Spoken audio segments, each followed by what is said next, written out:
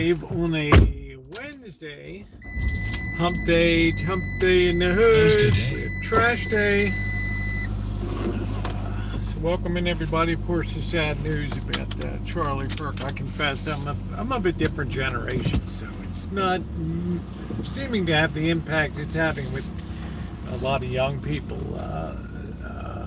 right now. But I was asked to push aside what I was going to talk about today and just continue to pound this drum of making people aware.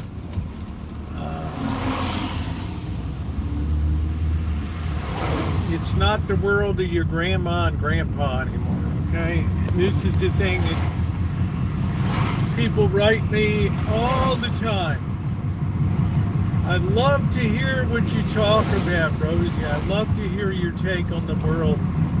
But Roosevelt, what I need to know, what I really want to know is, will it get better? What's going to happen? And I know you wrote a book about it. You don't want to let the cat, I get it. You don't want to let the cat out of the bag and all that. And now it's reached such a crisis point in our nation and in Western civilization. This stuff's not going on in China, Hong Kong, Taiwan, Singapore, Malaysia, Burma, Vietnam. This stuff is going on in the West. And there's a significant message in that. And we're going to tear into that a little bit today. Like I said, do I know who Charlie Kirk was? Yeah. I mean, I see him all the time sitting with young people in small round table, they're like he's going to try to convert girls that are on OnlyFans. You got to give up this or whatever, and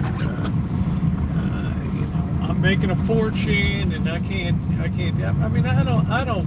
What do I care about? A lot of that stuff is just BS stuff. Nobody's going to change any mind by going into a studio setting and pretending that.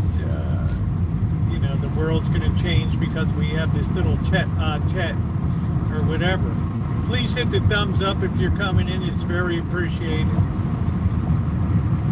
As many of you know, I'm a very middle-of-the-road person. There's not many of us left in the world today that are really fully and able to see both sides of an issue and not get embroiled and embedded in a specific viewpoint, but to keep ourselves open to actions, reactions, counter reactions, and counter reactions. And we're going to get into some of this stuff today. So I'm going to get a cup of coffee. Please hit the thumbs up button. I'm going to have a little bit of steak later. I'm going to eat that up today and get that done. I want to get my coffee here, so stand by. I need to get my energy up a little bit today. I was writing query letters to literary agencies. All right, so stand by.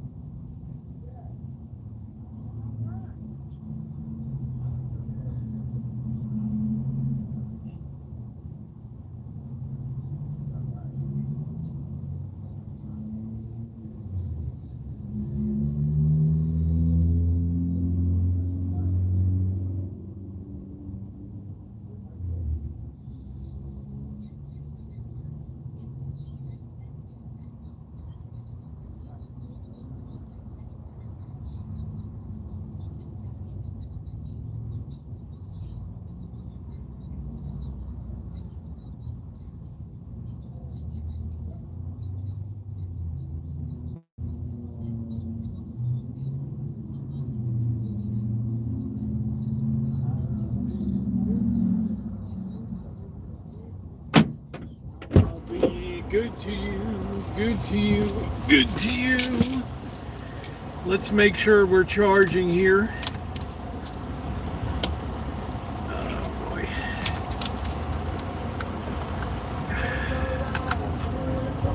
All right. Let's say hi to a couple people as we get underway here. We've got Catherine. Hello, Catherine. Caroline, Penny Pincher. How are you? Jay Bartz. Stewart, Cindy, things are really there. Yeah, it's Chef, look like a sword. Well, I don't really want to get down and dirty and blaming big organizations. It's if you look at, I'm not a pastor. Shimei is my wonderful moderator here, who's probably in her Wednesday night Bible study with her African Methodist Episcopalian ministry there. But I think if you look at the book of Deuteronomy, chapter 28, verses 28, it pretty much in two sentences, 28 and 29, they kind of just describe the world today. And I encourage everybody to take a second and just run that through your Google and look at that. The time when society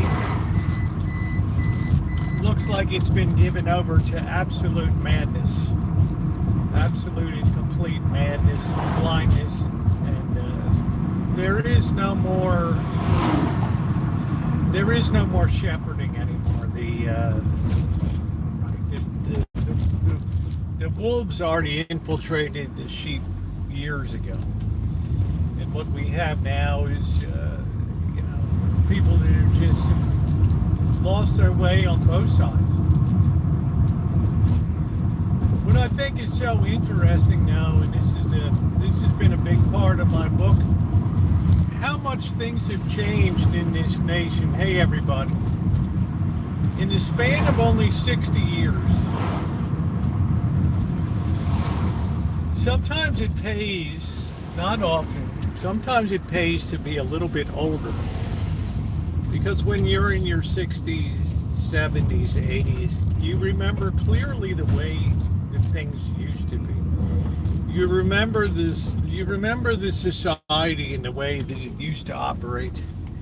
And you remember the guardrails that society had in place by general consent of the people to stay within the playing field of human existence.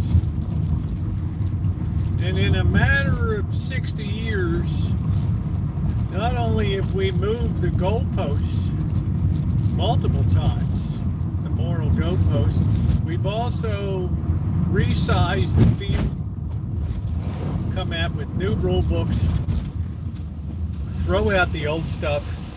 It's a new world with, I called it the humanist perspective. And sadly, as a result of that, you see what you get today in the world. People are incapable of leading themselves. And that's the basic problem today, is we lack that bond of a common authority and common leadership. And as far as Charlie Kirk is concerned,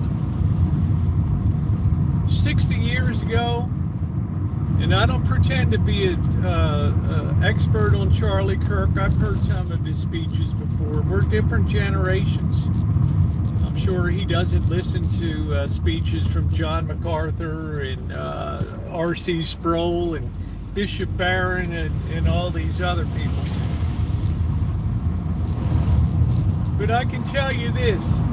The things that he talked about and the principles that he upheld were not controversial or offensive 60 years ago. They were mainstream thought in this nation. Mainstream. If he got up there and did his routines and his song and dance, people would say, well, there's nothing new under this sun. You already told us what we already know. And yet, in the space of 60 years, somebody can be considered so controversial, so inflammatory, so terrible, that somebody can get up in an audience and take a shot and assassinate this person. To anybody that's a right-thinking person, it means still has some element of the functionality of a human mind. This should be alarming to the nth degree to you. And you may think that this is the end. This will just put the cherry on top. I want to tell you, ladies and gentlemen, you're in the ball was just kicked off for the opening of the game here. I was going to talk, people hit me up, talk about France today, craziness. Well, we already hit that kind of stuff. And then the Charlie Kirk thing happened here. There has been an element of this nation that is consistently and undeterringly undermines what once made America a great nation. Because of this rise of what I've termed before, this divine individualism, that my individual wants, needs, what I want needs to be upheld above even society as a whole. If I want to call myself, this is the way I feel about this myself, this is what I am, then you all have to respect that. You all in society have to buy into that paradigm. And it's not just things like gender. Because I wake up today and I feel like a woman, well, I'm just going to declare myself a woman. And how do I know? Because I went through 12 years of in the trans community and myself. I know a little bit about what I speak of. But never in that 12 years did I ever think of ever upsetting a paradigm of what common knowledge is and all that. And this is what I call one of the demonic forces, the great demonic force of psychology in our world today. That psychology can actually move, and I never thought I would see it in my lifetime. Psychology can be used as an absolute tool to even overturn things like biological science. Hey, how you doing, Jimmy? When I think about atheism, and I think about Richard Dawkins and the selfish gene, and his being stridently there is no God or whatever, and then he gets swept up in the last couple years. Catherine Stock, the professor of philosophy at Sussex University, gets stuck up in that debate about whether guys that appear to be men are still able, if they declare it, to use spaces like women's locker rooms and bathrooms and things like that. And she had the guts to stand up and say, it's a little more to being female than just the way you feel that you are. And I think that we should have some safe spaces that recognize what it is to be female. Well, they had such protests against her at Oxford University that one student ended up gluing her hand, one activist ended up gluing her hand to the floor of the lecture hall at Oxford University. And because of her idea, she was called a TERF, a trans exclusionary radical feminist, a TERF.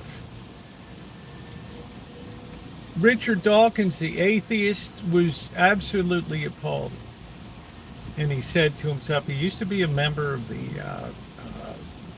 there's an organization called the Freedom from Religion Foundation that's very well known in this nation. And it has a lot of members, and it gives out awards every year for the Atheist of the Year and who's been the most intellectual, who's been in the vanguard as the most intellectual person to advance the idea of atheism and that there is no God. And they had given an award to some guy, I can't remember what his name is, years ago, about 8 or 9 years ago. And this guy came out and wrote an article for the Freedom from Religion Foundation and said, no, there is something biological to gender. They immediately, at the Freedom from Religion Foundation, they struck his article from their, their website and their journals and all. They removed his article. Why? Because he dared to have a difference of opinion. It might be traditional and might be correct in the eyes of biology. They took the effort to remove his article. And when Richard Dawkins saw that, Richard Dawkins, the very famous atheist, the Selfish Gene, and several other books that he wrote, he was one of the four horsemen of the apocalypse of the atheism. They called Sam Harris, Daniel Dennert, Richard Dawkins, and Christopher Hitchens. Richard Dawkins ended up resigning from the Freedom from Atheism, Freedom from Religion Foundation. And it just shocks these people. It even blasts these atheists that there are no more truths anymore. And as a biologist and a philosopher, Richard Dawkins is now these days pulling out his hair, along with Sam Harris and other people. Well, maybe we needed spirituality, or maybe there's some force in the universe or something like that. What I want to say is this stuff comes full circle after a while. Please hit the thumbs up button if you're just coming in, if you're enjoying what I'm talking about here today, because I try to take a very middle of the road perspective, because I can take a middle road. I've been there. I've done it. I've lived it every day. But this is one of the reasons people said to me, why did you detransition? I mean, what was part of it? It's like I saw this kind of thing happening where acceptance started to turn into advocacy. And I said to myself, no, there's just certain norms of reality. There's certain truths that no matter how much we want to flex them, shift them, bend them, try to rewrite them, people do the same thing with the Bible. Hence, we have 42,000 denominations of Protestantism and all that, because everybody has an interpretation of what they want. But when you have that type of situation, it has the effect of ripping society apart.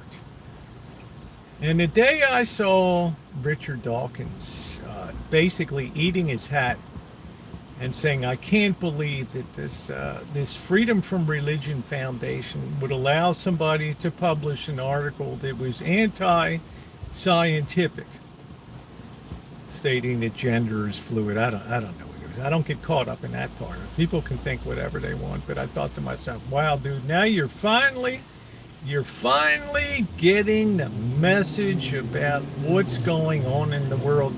Everything is subjective these days. Nothing is a rock solid truth. And ladies and gentlemen, if you're in a society that was built on certain freedoms, certain commonalities of belief, once you remove that commonality of beliefs, the society, the civilization goes haywire. Goes absolutely off the rails. Now, we're already past the point where we've had our intellectual confrontations here. And please hit the thumbs up button. And if you're not subscribed, subscribe and hit the bell for all notifications. I will get to your comments, I promise. I will get to your comments. But the question that asked, and more people started asking, and hence we got this conservative backlash, is how much should society be moved? How much should we allow society to be moved off of its norms? In other words, how much should we allow an extremely small minority view, and not just about sexuality, but on any matter, control the welfare of society to the point where we don't know we don't know what defines a woman anymore. We don't know what we don't know right from wrong anymore.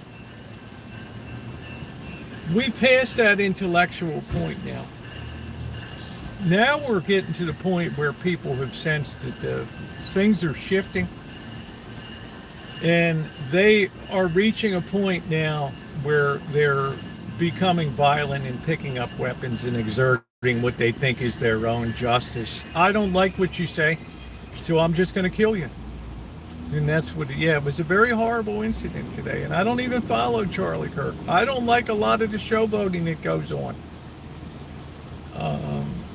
I think there's a certain element of humility that's missing there, and a certain forbearance and a little bit of compassion for people having walked that road.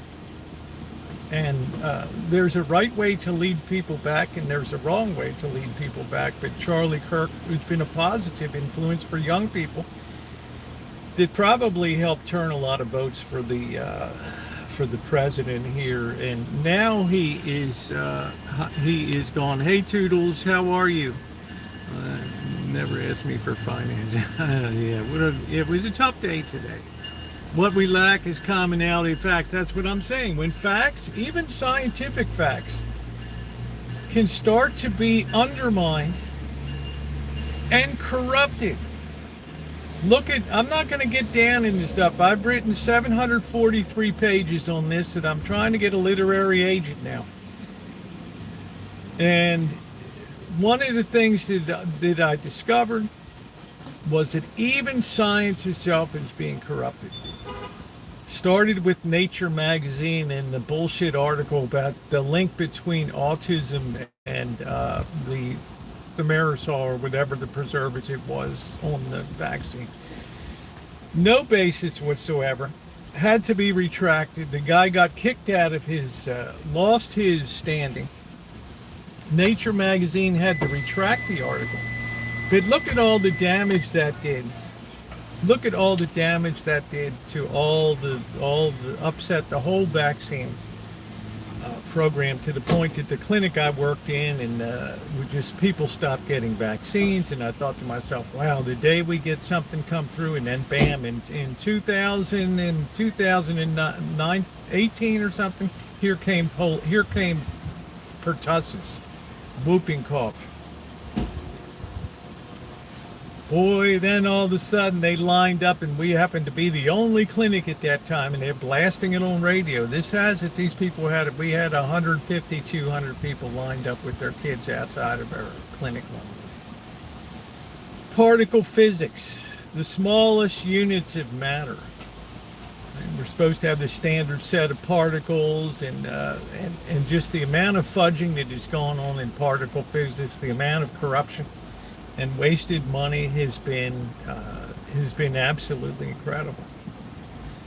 But this is all I tell you now, so that you know, corruption corrupts absolutely across everything. It corrupts across politics. It corrupts across business. It corrupts across religion. It corrupts across science. It corrupts everything at politics, police, everything out there. So people keep calling and say, Rosie, we need more police. We need authority. We need better laws. No, what we need is better moral character formation. And that, I think, was the whole point of what Charlie Kirk's whole thing was. Had this been 1960, 1962, nobody would have said, yeah, that was boring, but yeah, we're glad you came out. Here's your $500 stipend. Here's a voucher for lunch in the cafeteria. Thanks for coming. There would be nothing shocking or controversial about what he said. Right? Don't steal, don't kill, don't do bad shit. How you doing, Helen? I mean, it's, but we've been so undermined by this culture that just says the rise of the individual taking precedence over all society. This has just been a natural pushback against that. Now when the pushback comes, you see the violence starts to come out. Okay? Now, how you doing, Zombie? Says we're doomed. People, this is the question that I was asked today. Do you ever go backwards in this paradigm? 2 years ago, I started predicting things, and the only thing that hasn't come true yet, there were two things: Bitcoin, which, I admitted I don't know enough about Bitcoin, and then the equity markets, what's going on in the stock markets. And then I finally realized, companies are making profit hand over fist now because of AI. Okay, it starts to make sense. But the violence on the streets, the protests, the unwillingness to have a common consensus anymore in dialogue. I saw AOC come out of the Capitol building, and they asked her for her response to Charlie Kirk's assassination today, and her response was, we need more gun control. But I never heard anybody ever say, we need more control of what goes on in the classroom. Teachers have quit in droves because they don't get respect. They're hated. The parents don't support them. The school system is just pushing it along. And yesterday, we had reported the educational statistics that math proficiency is like 32%. 1 out of 3 people are at basic high school general standard for math. 35% are at that standard for English, and 35% of that are science. And in the response to that, instead of having an all-out panic that should have been on a scale like when Sputnik got launched by the Russians in 1957, and everybody was running around with their hair on fire. Oh my God, we got to have a space race. We can't let them do that. You know what the response was yesterday that I was reading? We have to make it easier teacher testing so it doesn't take into account knowledge, but it takes into account societal factors, race, wealth, upbringing, things like that. And I thought to myself, I spent 9 months as a teacher, 3rd and 4th grade blended class. I spent 6 months in a special education classroom because I thought I was getting a special education degree. I saw it all. From great teachers to shitty teachers, up and down the line. What concerned me was nobody ever seemed concerned about the educational achievement of the kids. When I got into special education, it was all about the paperwork. Look, we get government money. Yeah, you come in here, you're all green, you're all gung-ho. I get it. Open your eyes. Look at these kids. What do you think you're going to be able to do with these kids individually? What impact do you think you're going to have? Follow your paperwork. Move on in life. I said, you know what? No. I'm going to just be a clerk in a medical office, and that's it. And I don't care. Thank you, Zombie.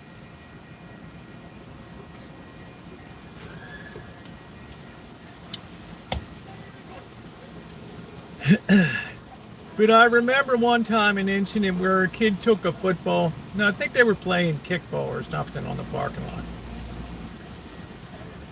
And this kid had his back to, I don't know, he was walking away or something. Somebody else kicked the ball and it knocked him in his head and knocked him over, kind of bloodied his side of his face and stuff. And the teacher came over to the kid that kicked the ball and said, you know what, you shouldn't do that. And the kid said, why not? It was funny. And why shouldn't I do that? And remember, the teachers just look at him. She didn't know what to say. It's just not a nice thing to do. That kid looked at her like, okay, Grandma, right? This isn't Little House on the Prairie in school. This is like 1996 or whatever. All right, Grandma, we get it. If I would make him to just teach, never mind. You cannot do that, milkman. It's impossible. It's impossible. You say I would make it my mission. When you literally have kids that don't respect, disrupt the classes and things like that. Look at the educational performance. I'm like, look at the basic things. Okay, great. Charlie Kirk goes around. He takes his show on the road. It uplifts people. Yeah, it validates people. Okay, but meanwhile, the response to the educational deficiencies is we just have to cut out proficiency testing for teachers. In other words, and pardon my language, fuck the kids. This is all about, this is an employment thing. This isn't an education thing. This was Baltimore City, ladies and gentlemen. One of the absolute worst school systems in America. Now you get in there and some people would rightly say, hey, the hole is deep here, dude. We didn't dig it. We have to survive down in this mine shaft. And yeah, you come in like, you come in and all your highfalutin ideas. Wait till you get in that classroom a little bit. Oh, wait till you see that first parent-teacher conference night and nobody shows up. And then you're supposed to get on the phone and call them and perhaps go see them in their homes. And, if you can even survive walking through the neighborhood to even get there or whatever. It's like I had parents sit across the table from me, usually single mothers. And I would say, and they got their hands full, and I would say, Marquisa, who was a real girl, but was really smart. She's good. Mother be happy she was there. And another one comes in. This kid couldn't sit in his seat. This kid couldn't add simple addition. This kid was on like a first grade reading. And I told the mother, how much time do you spend? Do you spend any time at home going over homework or spend time reading or going to the library and stuff like that?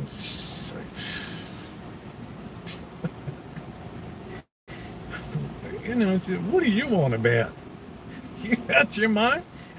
You're the teacher, I'm not the teacher. What the hell am I going to do? Instantly, the wind just went right out of my sails. And whatever I considered about being a teacher, I saw the writing on the wall in 1991 at that time, and I said, this city is using its public school system as just an employment opportunity for people. And nobody gives a damn what the results are that are coming out of here. Well, it bothered me because I wasn't used to that. I was used to a very performance-based system. So I would have stood up and told Charlie Kirk at one of his events. I was at Charlie, I like your get up and go. But we're so far beyond what you're talking about now, because what we lack in this nation now is basic moral formation. Learning right from wrong. Oh, you can't talk about that in school. Man, you start talking about that and people, their hair's going to catch on fire. That will get the people in there running in the principal. What did you do today in there? Yeah, what are you doing? You can't do anything. You can't do anything without the proper character formation. It is absolutely 100% impossible. You're pushing a boulder uphill, you might make the first inch or two, but eventually you're going to get crushed by that boulder. So when I see what happened today, I can predict a couple things. What's been going on since President Trump was elected was a little bit of a hump in the road, a little bit of a pushback. The counter reaction to that is going to be phenomenal when it comes. that counter reaction, which will probably begin to start unfolding in 2026, will just be, it will be the final thing. Maybe they should offer education after they grow up. Well, I don't know, why not? They offer everything else except else except discipline or responsibility. Yeah, he's dead, Lieutenant Dan. I know. I knew that. My phone was blowing up with you guys texting me and asking me to weigh in. So, are things going to change? You're experiencing a little lull you're in the eye of the hurricane right now.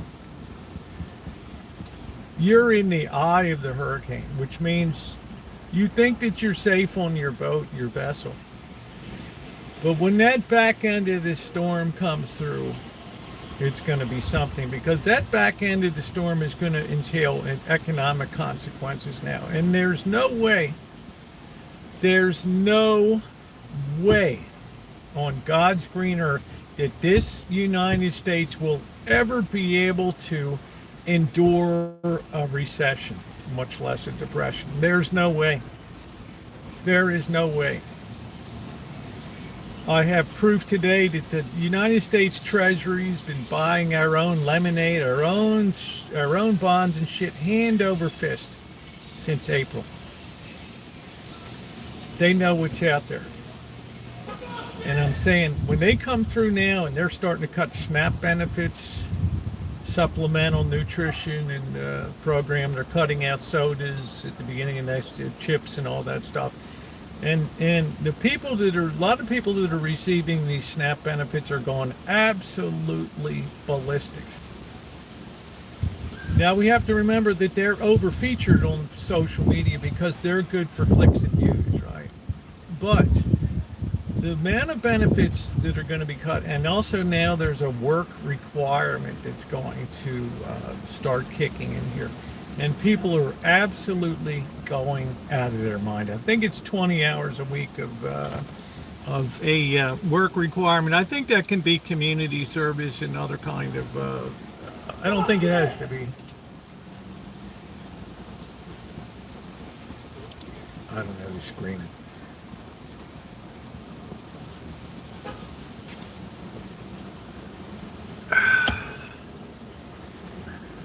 It's a different world.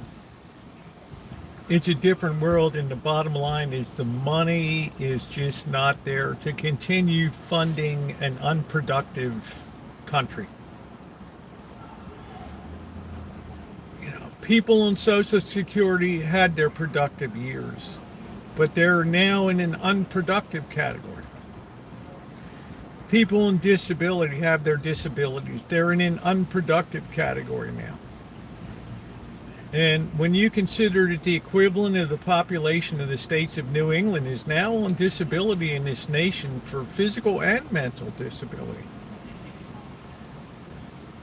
and you count in the number of people on receiving government benefits, Section 8 housing, vouchers, SNAP benefits, food stamps, that kind of stuff. A lot of our money is being chewed up in paying out much more than we're taking in now. And it gets worse. No matter what they want to say, $300 billion in tariffs it's a fart in a windstorm compared to the deficit and the amount of debt that we're taking on now.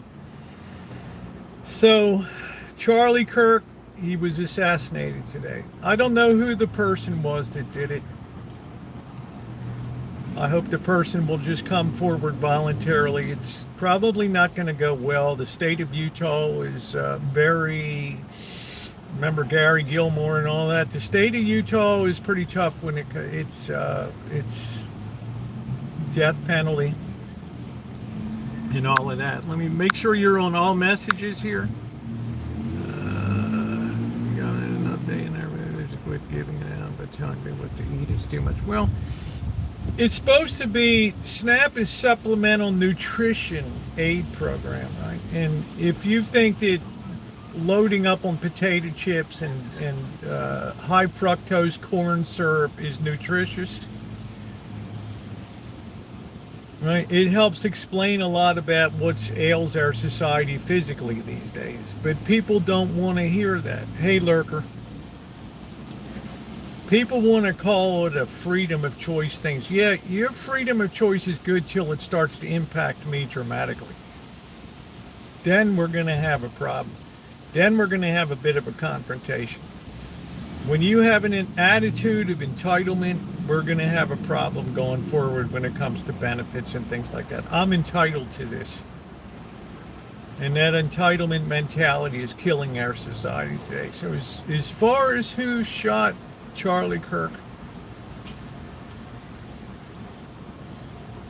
I hope it's not somebody that comes out with some kind of weirdo that has a weird background, some weird ass lifestyle, because I fear that there's going to be a real pushback on that, because I'm afraid a lot of times cooler heads won't prevail when it comes to things like that. But I hope to God that people can stay their tempers and just let justice run its course. What's up, Corky? EBT should be more restricted. Yeah, they already do that, Desert. Beginning in 2026, sodas and snack foods will no longer be allowed, and the candies will no longer be allowed in the SNAP program. Some places, and the states, if the states want to provide it, it's up to the states. If you want to do it, the federal government used to give 2/3 of the money to the states, and the states kicked to 1/3, and now the states are responsible for half of the. They can do whatever the hell they want to do. If they want to tax people and give extra people who are sick, there's a YouTuber that is showing these teenagers all laughing. There's hundreds of them sick people. No moral formation, Helen. We threw that out beginning in 1964, and that is precisely the time that America went off the rails right there. As I said, that was the exact year that for the first time in American history, a guy climbed the bell tower at the University of Texas, took a rifle, and started killing people. The first mass murder in the United States. Now mass murder is such a common thing that who even remembers what happened at the school last week? It's like old news these days. We're so desensitized. So when you look at Deuteronomy 28:28, it just says right there, people lose their minds. Once they turn their back on the greater good, they lose their minds. And this is exactly what has happened to our society today. And as much as you might hate to hear it, one of the themes in my book, and there's a lot of people that hate to hear it, and boy do I get some hate mail about it. But a nation in a Western civilization that was primarily founded on Christian values will decay once those Christian values wane and go away. It is absolutely inevitable. There is nothing to take the place. Not the law of man, not you and your neighbor getting together and deciding what's right and wrong. There's nothing to take the place of it. And people just start pushing their own ideas of what is right and wrong. Society loses its mind, gets so bad that eventually people go out of their minds. Literally, in 2025, we can say that people are losing their minds. In relationships, we talk about dating and things in the way that, well, we're not going to rehash. You can go back and watch that. Just in so many avenues that you look at. Every place that man has stuck his finger in the pie has been a fuck up of the first order. Absolutely, positively. Yeah, TikTok is made to undermine this country. No one does, but I'm not going to people don't know what to eat. Stop, eat, pass out, staples, produce, work, eat. You used to have to work for them. Openly blaming kids on Kirk himself and Trump. Well, this is what I mean. We cannot have a consensus that something is wrong anymore. All of our morality is qualified now. Okay, Charlie Kirk got shot, but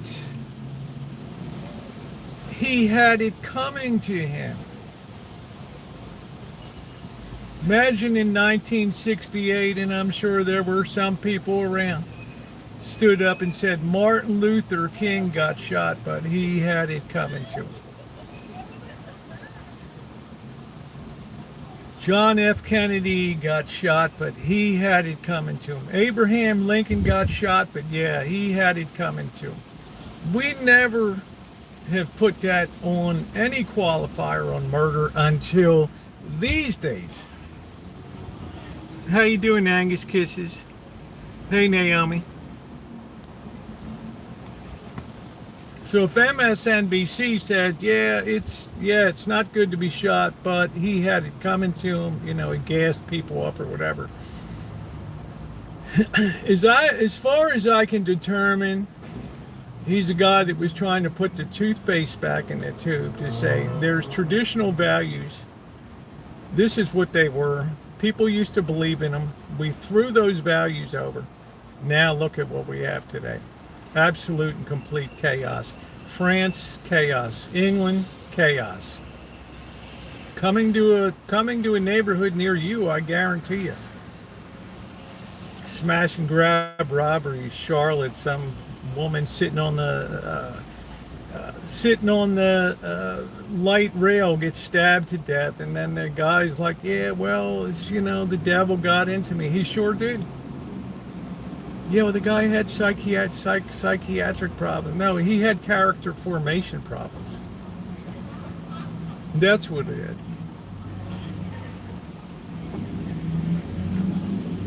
This is why psychology is so demonic in the world today. Because it doesn't recognize evil. It doesn't recognize right and wrong. It acts as a great apologist for people doing what they want to do, and society gets the worst of it. Let's see. Lots of people laugh about Trump dying on brain worms. Not surprised, but to say, isn't that all the stuff that Trump wants to clean up? You can't do it.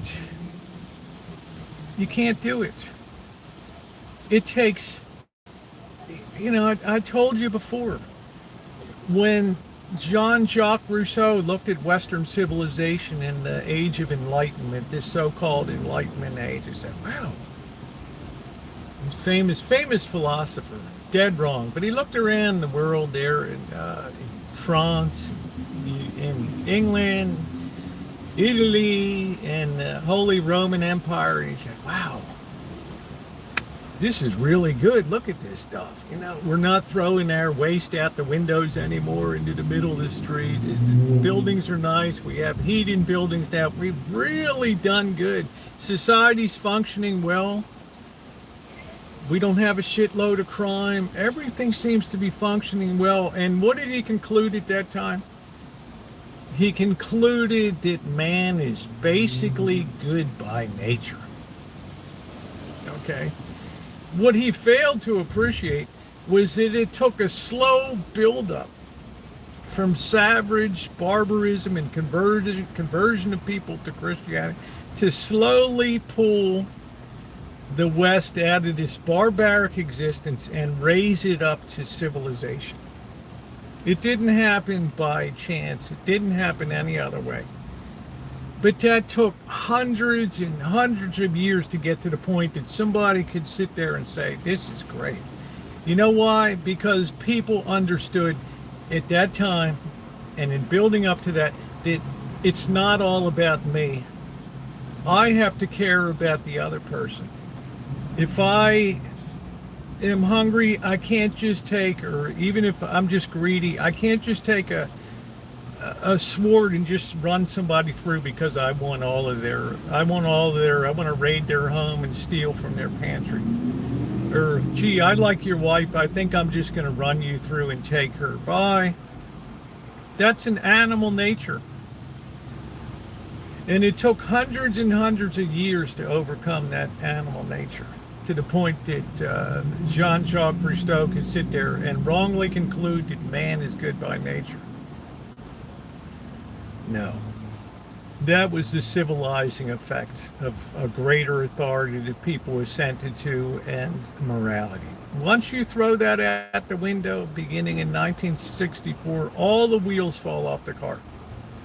Why? Because there's no longer a commonality to look up, it's just to look to each other. Well, I think it should be this. No, we think it should be that. No, I say a woman is this. No, we say it's that. There's no more basis. All you have is conflict that just intensifies till intellectual conflict turns into physical conflict, barbarism. And there is the end of your civilization. And what's really freaky is it takes hundreds and hundreds of years to build a free and civil society, but it can be destroyed in a matter of a decade. Absolutely leveled and destroyed.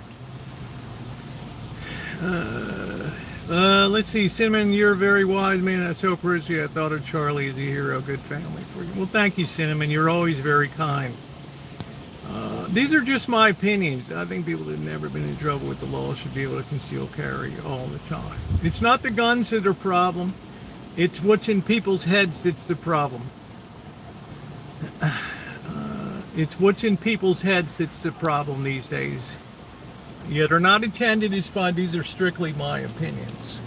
And I get people fillet me on it in Gmails, and I got our people say, it's refreshing to hear somebody say something that makes absolute positive sense.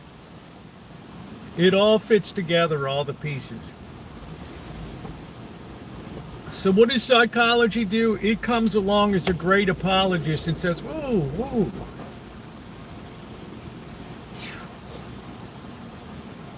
It's the kid doesn't know any. You know, the kid, look around, man. Look at what the kid's dealing with. Look at life. Right? Don't tell that kid he can't do that. We should be building that child up with esteem and saying, yeah, your opinions are valid. Your desires are good. Yeah, we're going to focus on you and what do you want? That virtue of charity just absolutely collapses. Absolutely collapses. Just goes away. Because now it has the great excuse maker that says, well, I don't have to worry about that anymore. I mean, that's taken care of now. The kid, yeah, he's all good. So we get away from this idea that you have to have moral formation anymore. Who needs it? That's old school shit. That's Middle Ages crap and all that. And then look at the people today. Woe is me. Oh shit, our society is really, man, smash and grabs and food deserts and marriage and divorce and oh my God, and kids are so messed up today. No wonder. I'm all so shocked about it. And the beauty is I'm right in the middle of it. I went through it, I perpetrated, I lived it, I pulled out of it. I should be able to deliver milk like I did when I want. Now I want, yeah, milkman. Do people blame the car? Well, that's what I'm saying. It's got nothing to do with weaponry. Why would people feel inclined to have weaponry if they were properly morally formed? They would know instinctively, I can't go into this, the poor guy in San Jose that had the jewelry store down there, 88 years old, had a stroke right there when they busted through. They took a SUV and drove right into the front glass of his shop. Didn't happen in 1964. You didn't have the levels of barbarism we have today. And as much as you might talk about how bad it was in the inner city, and some people were kept down and equal rights, You ask anybody that's over 70 years old today whether it's better then or now, no matter what color they are. Quirky. They would say, are you kidding me? Have you seen our neighborhood? Have you seen our streets? All they did through the 60s, 70s, and 80s was pump money into this place, and look at it. Well, do you ever go out and support the business? Man, what the fuck, man, you out of your mind? I'm in a fort here, dude. There's gangbangers, drugs, hoes on every corner. Are you kidding me? Just listen to the music of our society today. The thing that really cracked me up the most was all the people when I grew up in the 70s, and Gloria Steinem and Anne Murray, I am woman, hear me roar, in numbers too big to ignore. And this push for, to get out into the workplace, and man, I don't give a shit, do what you want to do. But now you see that the worm has turned and things are gone the other way, and we have square pegs and round holes, and people are literally losing their mind on social media about, I just, society, I wasn't cut out to be in the work world and to do this and to do that. And you just see this tremendous backlash here that has just pervaded the culture today. The dating is a mess. Absolute mess today. It's all online. It's all bots sitting in there running around putting up fake postings. You look great, honey. Just pay $7 and you can send that guy a rose back and tell him that you really like him. It's all cheating and scamming today. Every day your Gmail is under attack. Every day your YouTube account is under attack because people want to grab it. Your identity, everything. Why? Because there's no moral formation. You know where that shit's not happening? It's not happening in China. Now you may say, well, they're atheist over there. Yeah, but they have an authoritarian government, bro. And if you don't have God, you better have authoritarian government, because once that authoritarianism slips, you know what happens. People go back to being naturally human beings. Do you think that China would be like that naturally? Or North Korea? Hell no. But if you don't have the free will and consent to something greater than you have authoritarianism, period. Thank you, Naomi. Today would be a great day for street opinions.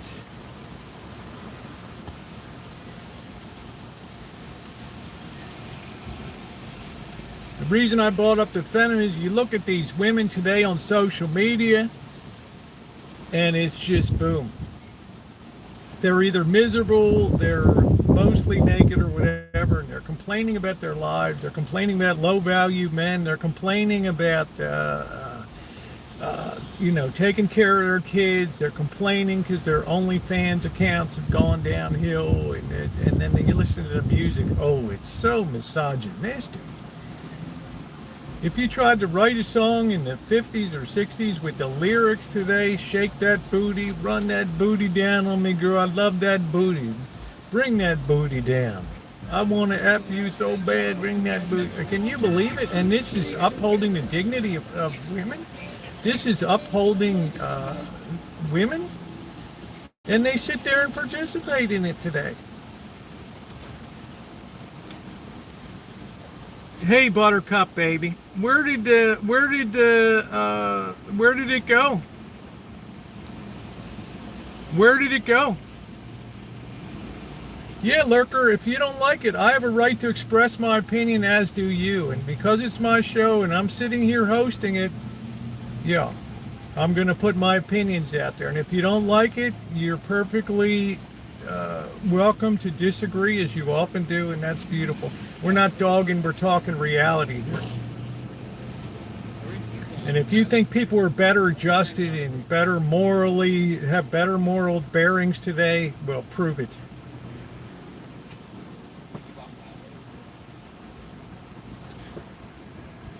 I can show you by proof they're not.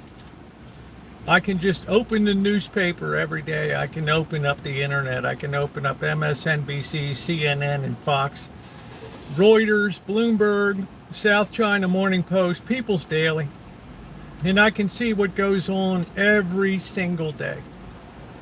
And what's going on now is just peculiar to Western civilization. So if you think that it's ragging on women, no, it's expressing an opinion. And if you think that society is better off for the way it's running today with the collapsing birth rates and with the selfishness, the no-fault divorce, if you think that that's good, that that's been a good thing society, then sail forth.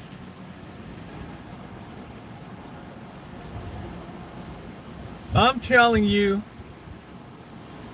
that Xi, the president of China, when Putin came over and visited and Putin said, man, we might have to go to war with the United States, I'm sure that President Xi said to him, look, let me show you the paper today. Let's click on Fox News here. People ramming into jewelry stores, right? People lighting people on fire in the street, people stabbing women and pushing women in front of trains and things. Going absolutely wild, wilding sideshows. They said, Vladimir, you don't have to do a thing. These people are tearing their own society apart. Bide your time, chill out. You'll see it continue to unravel. It's like a snowball that gathers snow as it goes down the hill. There will be no stopping it. Okay, I'm down with that. I'm down with that. It's double all the time on you've never found one man that says that, but you see women out there complaining, lurker, about the bad mistakes they made in their life. I don't know how many marriages were thrown aside because I don't feel like myself. I don't know what it is. I've got to go find myself first. It's not you. It's not the house. It's just, I don't really know who I am anymore.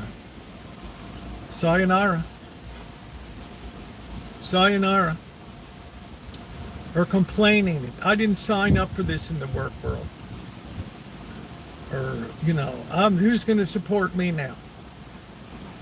They want this, suddenly I can sense we want this return to chivalry now. We're tired of this paradigm of getting up and going to work. I want to be a mother and raise kids. I'm seeing that more and more over 14 years on social media. Because what goes around comes around. There are certain things that people are naturally fitted to. And the masculization of women is something I've talked about for years. And it's a reality. Khrushchev took a shoe on Beto and saying we will destroy within. I'm flying a flag. Russia was held on all this for the yeah. Marxism is fully in force. When the state tells you how to educate your children, Marxism is fully informed. People freaked out and fell out of their seats 2 years ago when I said America is the most powerful Marxist nation in the world. Now they see it. Now they see what the state does with the ideas it has and the people that it promotes and the kooky shit in the Department of Education. And the kooky things that are protected for the sake of society. We'll burn society up for the sake of you, honey. For your divine individuality, we will burn society to the ground. I don't know any leads because they want to burn them. Well, I would suggest that you really take some time, take a day, Buttercup baby, and explore social media, young women. No one wants to have anything to do with you. I'm on the spot with that. It does does take two. No, but I was wrong before. It's not like 84% of divorces are initiated by women, and violence hardly even shows up as a cause anymore. It's irreconcilable differences now. Okay. Hey, I don't make the laws. You want no-fault divorce? That's fine. We talked about that divorce is the only family law is the only court in the United States that there's no justice. You want to stand up and say, well, he did this to me, and he stepped out on me with all these girls. No, Mrs. I'm sorry for your situation. Thank you, Your Honor. But we're here not to find fault. We're just here to have a division of assets. We don't care who's right or wrong. And you know what happens at that point in time? The contractual value of marriage goes out the window. And it becomes all about love. Beatles, 19, love, love, all you need is love. Do, do, do, do, do. And who gets the brunt of it? Who gets the shit end of the stick? The kids do. That's who does. The virtue of fortitude, gone. Endurance, sacrifice.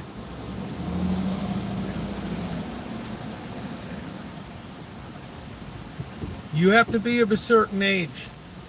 And that's why Alan Gentry and I, we really are on the same wavelength. He's a bit older than I am. I got Judy in here. I got Catherine in here. They know what I'm saying.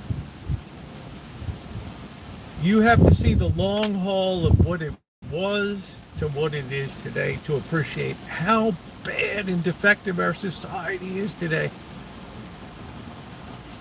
We subsidize laziness and non-productivity and dissension and incivility. And we smash down traditionalism as if it's a bad thing that didn't build Western civilization.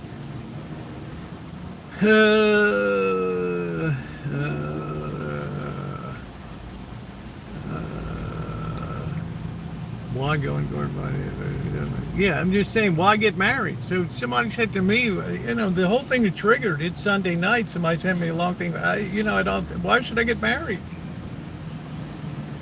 I'm a little nervous. I started to look into it. I looked into the family law courts and all that, and I told the guy. He said, my instincts are not to get married. I said, look, think about this. You meet a nice gal. You love her. It's a beautiful thing.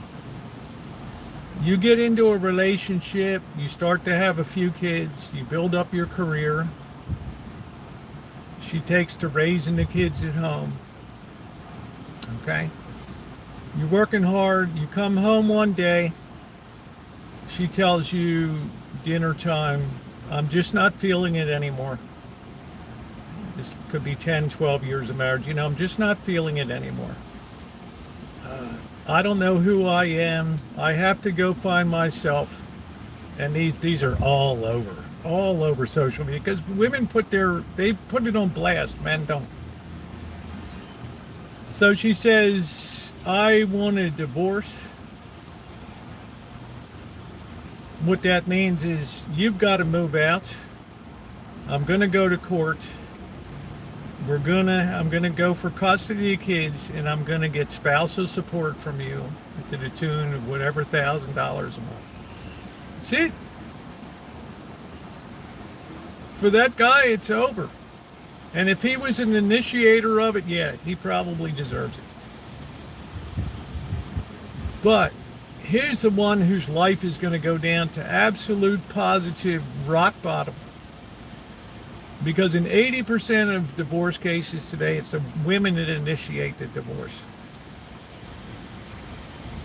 His life is going to go to shit. He's going to end up in some crappy apartment.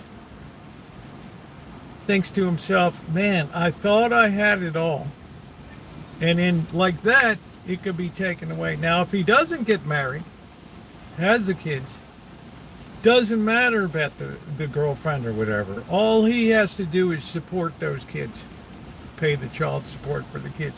He does not have to pay the upkeep and maintenance for a spouse. So guess what? Guys are like, that makes a hell of a lot of sense. Why would I put everything at risk for this?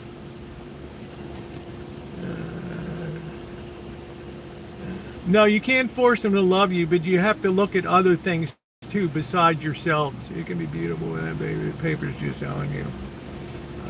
Papers are a bond. Papers are a bond.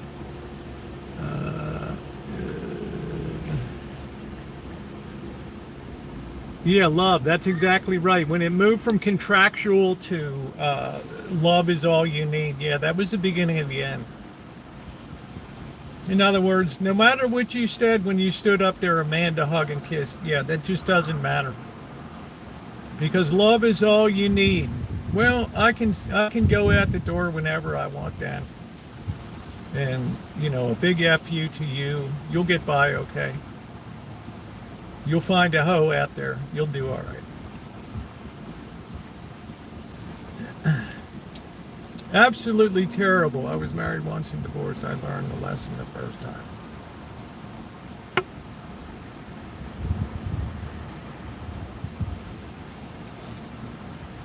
Hey, you live your lives. I'm just giving my opinions on stuff. That's all. I'm just trying to tell you, typically when a marriage goes bad, it's the man that's going to pay the heaviest price. And even if it's just for, I just don't love you, I'm not feeling it or whatever. Well, what about what we built together? Yeah, I'll take care of it. Move along, Jack. So when you look at rates of marriage, down, down, down, down, down. It's a natural economic reaction to it.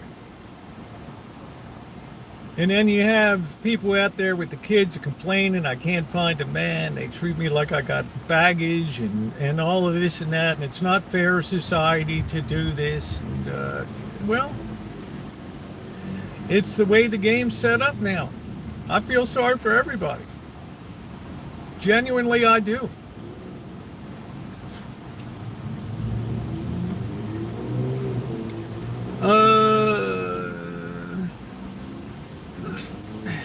Gets everything.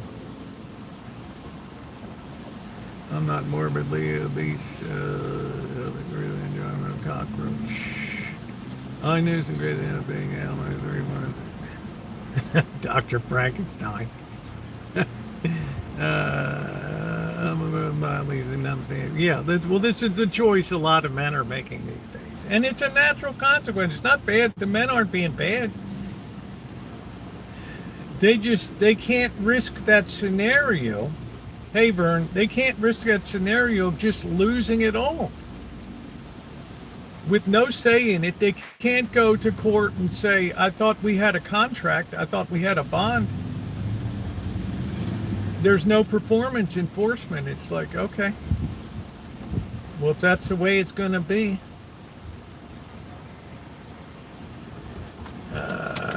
Good for you, Rio.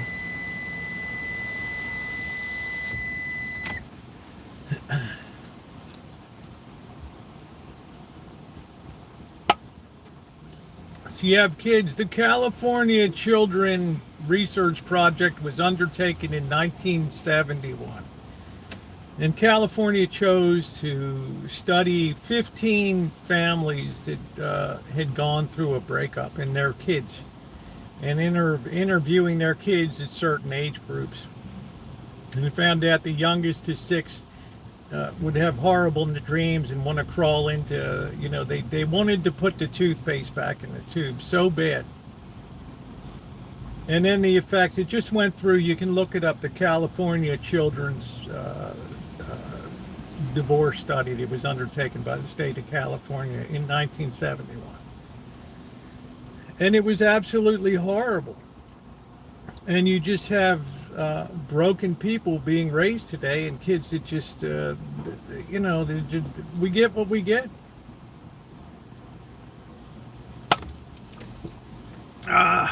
Hey, Propuccio, crazy world we live in when young men get shot for their opinions. Yes.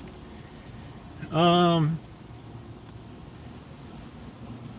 yeah, it's not good to see Charlie Kirk dead, but it's not surprising. It's not like I said, "Oh crap, man, where did this come from?" I knew exactly where it came from. Somebody was so torqued up, and I don't imagine it was somebody that was what people would consider conservative. It was probably somebody along the lines of some manifesto or something that just decided, I can't take it anymore. This guy is turning back progress in our nation, so he has to be dealt with. And better one man die than the whole nation. Where'd you hear that before? So you look at, there's a reason I put Deuteronomy chapter 28, verse 28 on. And I suggest that you Google that or open your Bible and look at it, 28 and 29. What happens when you turn your back? You go out of your mind. You lose your mind. And this society has lost its mind. The person was on the roof. There's vids of it. Yeah, they'll figure out who in the hell it was. I don't know. He's not going to be the first one. He's not going to be the last one. You know, if I'm AOC and some of these other people, I want to make sure I'm secure too. I don't want to see anybody. I don't want to see any reactionary. I don't want to see somebody get shot that's considered a liberal or whatever as payback. I mean, I worry about that. You know, like something out of Goodfellas, they just toss a stick of dynamite in a house or something and go, very sad. I do 80% of his opinions, but never. Yeah, I don't like the theater of it. You never heard me boost it before. The principles are correct. But I just think when you're using people for, for the express purpose of entertainment and things like that, then I have to at least question motivations. I think so. I never, you do you, bro.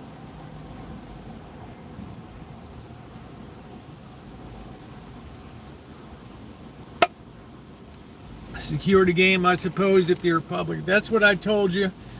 One of the greatest things that you can invest in is private security going forward.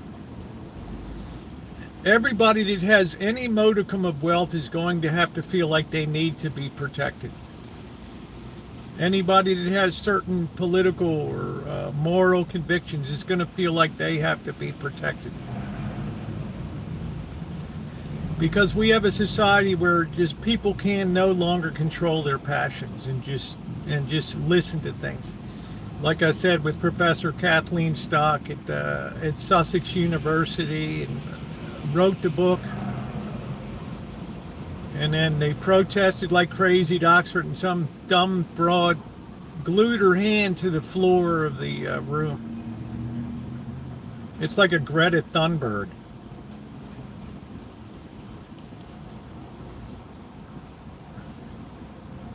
It's like when Greta Thunberg's boat went into the flotilla for Gaza. She claimed, and her friend claimed, that somebody tried to drop a bomb on their boat. Turns out somebody on the deck had fired a flare. This is the kind of liars and bullshitters that we have today. Yeah, Zimba. MSNBC already blamed Kirk and Trump for this. I'm not surprised, because MSNBC can't get out of its own way. For whatever reason, they seem to like a society that's in turmoil and chaos and subjective values, and they just seem to naturally gravitate to that. And when I tell you that the forces of the demonic are so infested in society today, you say, how do you know that, Roosevelt? How do you know that? Because a good tree will produce good fruit. A rotten tree will produce rotten fruit. That's how I know.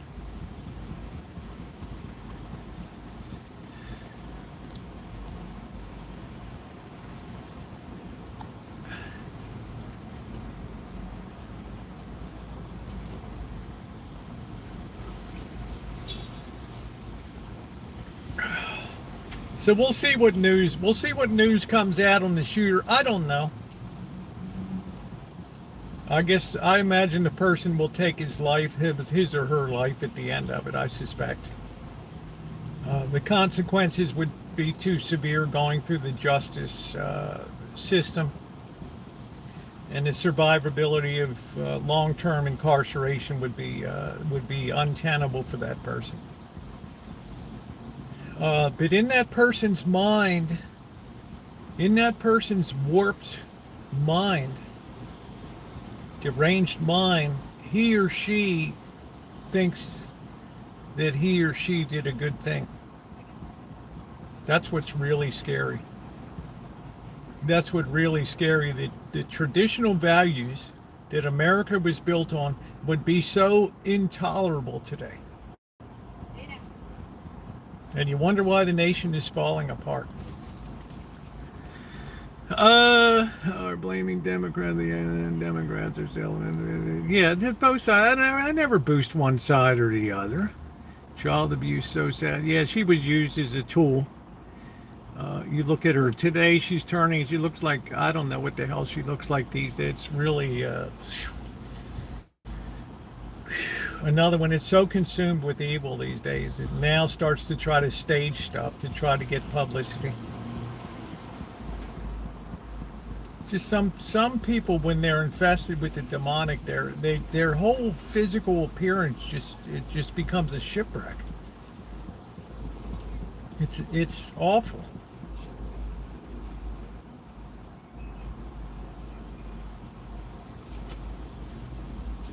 Yeah, she looks like He-Man now. Yeah, that's exactly. I used to watch the He-Man cartoon. Yeah. I don't know what happened. It's a continuing masculinization of, I don't know what it is. I don't know. It is so weird when you see that mucked up life, and now to have to struggle and paddle for the rest of your life to try to be relevant. Wow. That you got to have people firing flares on the boat and then try to blame it on a drone dropped a bomb on our boat. No, Greta. We love you, honey, but you're not that interesting these days. Your little flotilla for views and clicks, you didn't have any genuineness in your heart. If you had genuineness in your heart, you would work behind the scenes quietly and anonymously to make things better. Yeah, it's bizarre, Shirley Temple. You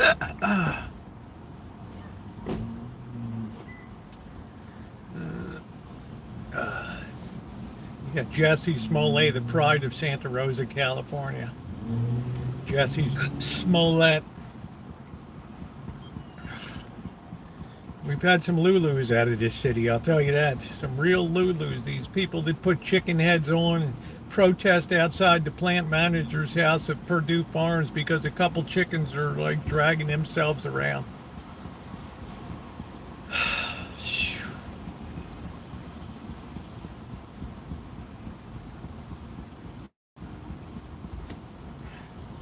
Yeah, he's one of Santa Rosa's finest. Another goofball that got caught up in the mania here in this county.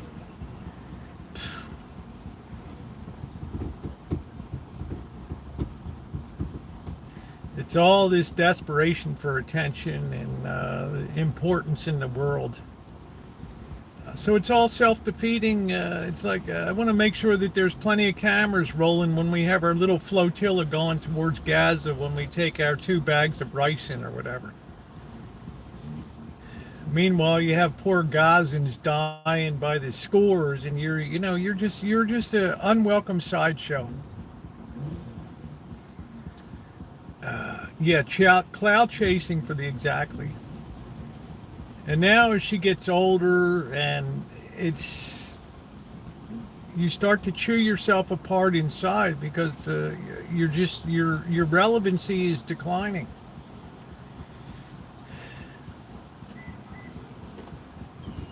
And that's something that can't be accepted.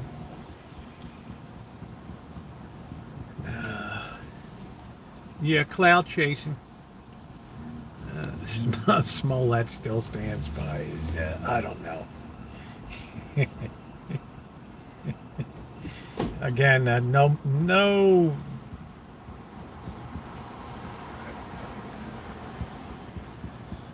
You know, there was hardly, you could hardly find a story in the Press Democrat when it came out. It was like, oh my lord, we can't put this guy on blast. You know, just put it on page 7 or something in there. Let's talk about our great school system here.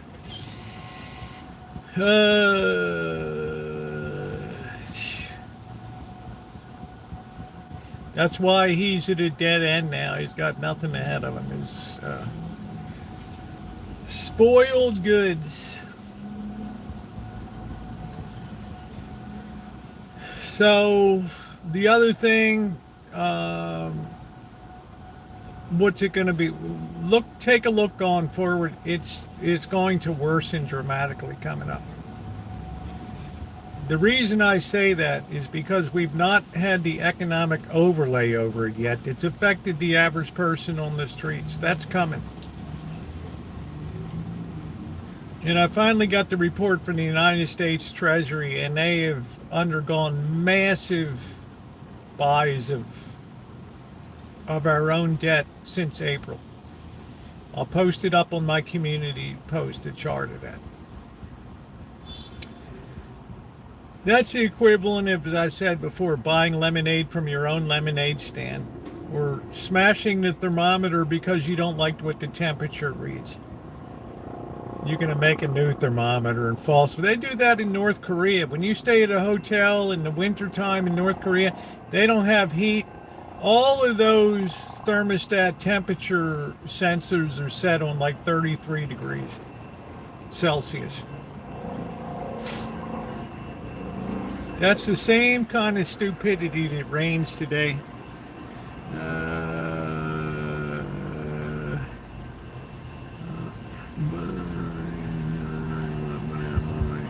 I'm afraid somebody's going to take a pot shot at, somebody like Bernie or AOC or Madami. There's going to be some kind of counterpunch, I'm afraid. There's a lot of, young guys especially that are really torqued up now. And I don't want to see anybody get shot because they have divergent opinions. I want people to be educated and reformed the right way, not by force. I saw the Epstein birthday book. What about them? Yeah, I think even Bill Clinton was in the birthday book, wasn't he? I hope President Clinton is doing good. I really enjoyed those days. I always thought we were like kind of bros. I'll lie. How you doing, Rosie? Yeah, what are you doing? You still doing your thing? Good. Good to see you. We were always bros. I always felt good. I wasn't much for the old lady, but I sure liked Bill Clinton.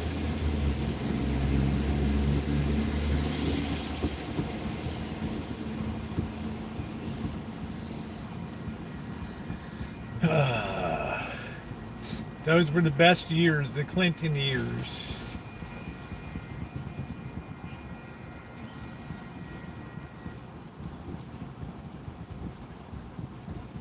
Now, California just had its 175th birthday.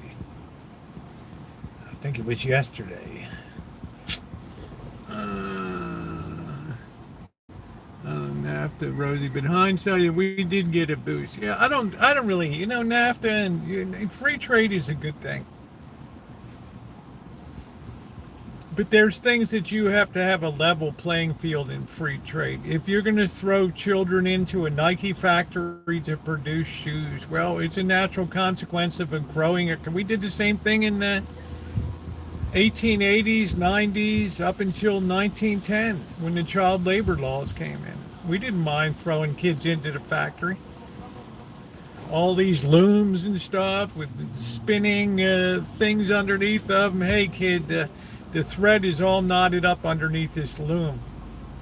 We're not going to turn it off. You're going to have to fix it up down there while it's running. Kids get their hands torn off and shit. Who cared back then? And all of a sudden we look at a place like Indonesia. Oh, you can't do that. It's like, well, you did it. But you can't have free trade where you're competing against child labor that's making 25 cents an hour. It's impossible. Kathy Lee Gifford sweatshop. I don't really remember that. I just remember Frank Gifford on the football field. And the Colts beat up on him in 58 and 59.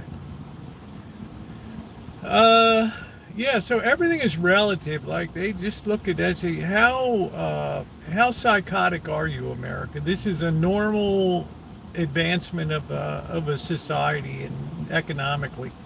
We have to use every labor resource we can here.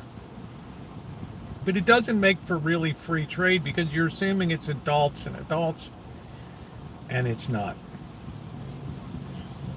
And in places, there's heavy subsidies by government, by IMF and other places. Another kid I later Anna he's good. And keep the files together. I remember the sweatshot debacle. I don't know what the hell that was. I don't remember that. It doesn't sound real juicy, but I was never a big Kathy Lee Gifford. I thought she was too spicy in the morning, too cock robin in the morning for me. You know, you got to level up slowly in the early morning. She had a clothing line and got called out for part of it, but she had to make good on it, and she did. Well, good for her. Good for her. Now maybe Phil Knight will make good on it for Nike shoes. I don't know. But I sure as hell know that Nike makes a fortune, and they're not going to be making shoes here, I can tell you that. This tells you how the profitability is derived in this nature, that we have to take advantage of labor structures that were in our country, the same as were in our country in the Gilded Age. So are we really doing better? Well, we can say our hands are clean. We don't have kids in the factories and stuff. Well, we don't have factories, but yeah, but you're buying the shoes from those places. Those kids are in the factories. That's okay. And as the Chinese say, the needle can't be sharp at both ends. Well, I don't know if they're inexpensively produced. We have to be careful with the word cheaply, but they're inexpensive. I wear Nikes all the time. We are in a Gilded Age. I wouldn't call it a golden age. I would call it a Gilded Age with a hyper concentration. You had Oracle Corporation go up 30% in one day. Just the CEO, the woman of Oracle, her wealth increased $455 million in one day. And Larry Ellison was something like, I don't know what, $30 billion in one day or something like that. Something crazy.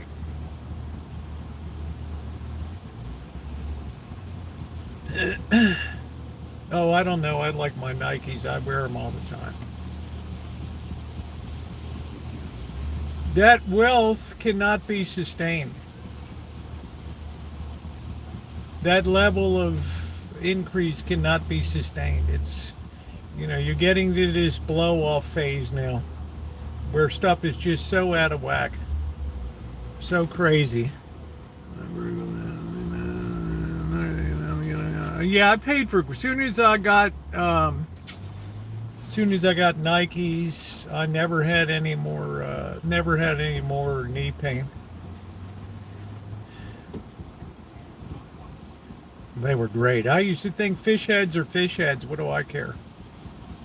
You know, if they're $3 a pair, yeah, you got to go into the barrel and match a pair. Their color might be a little off, big deal.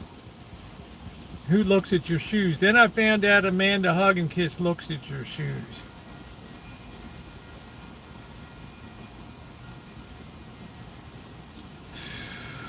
That was a day. How could they the best of my mind? Walking. No.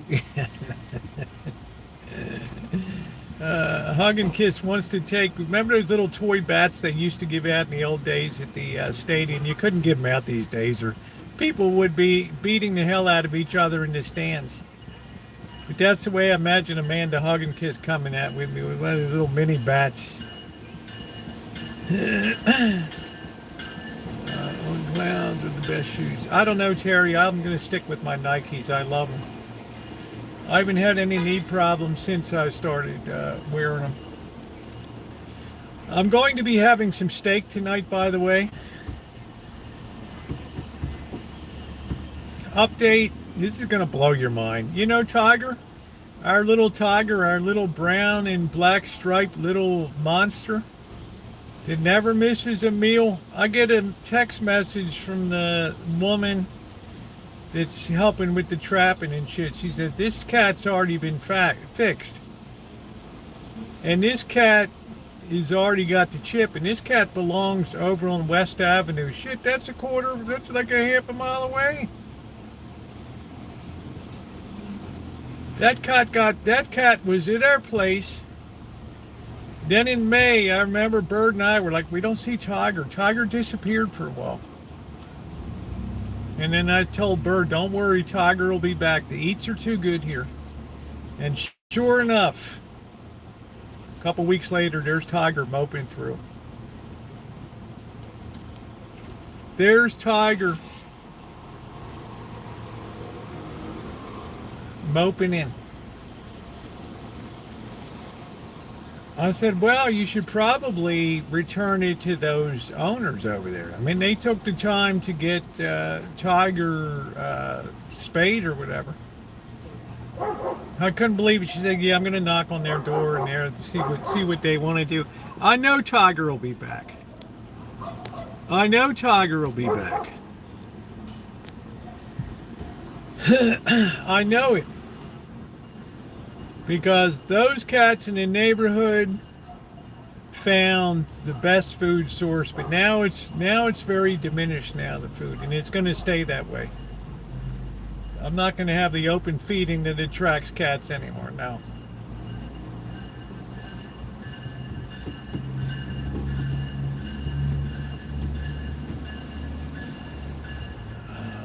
Yeah, there's a new sheriff in town now.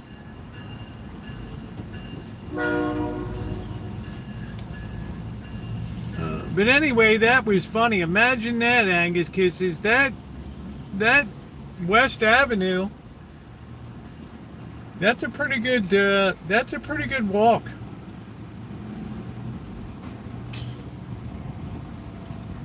And I'm like, Tiger must have gotten the sense and just made his way up. And now he knows exactly how to come back again. So I said, yeah, maybe you better give those people first crack at Tiger. It's not like Tiger was like, really a nice cat. He was probably nice to those people, but he's, you can only really love one owner. And you could always tell Tiger was always looking at you with kind of a look like, yeah, I don't really like it here, but the food is good.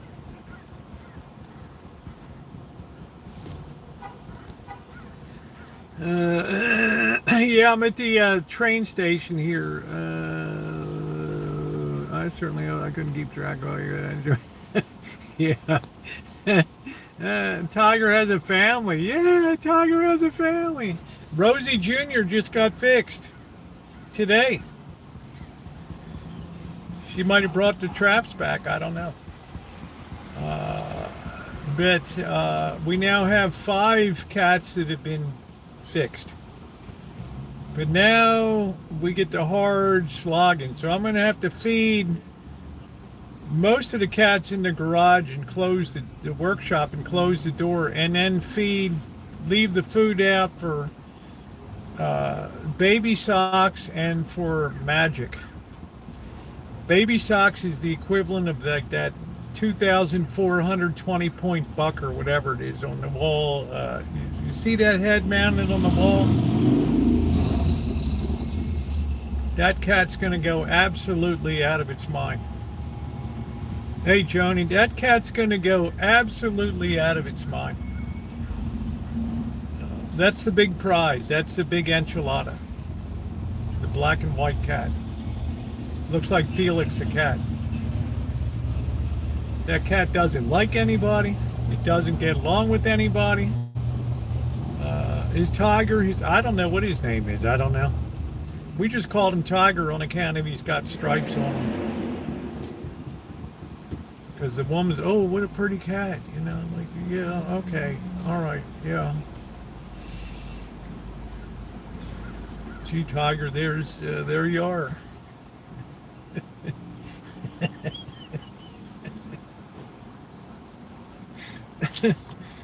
Tiger, what a bird, man. What a bird. Boy, we weren't even charging, Ronnie. Oh, shit, these things. Yeah, they're going to be happy tonight, and then Tiger's going to take off again.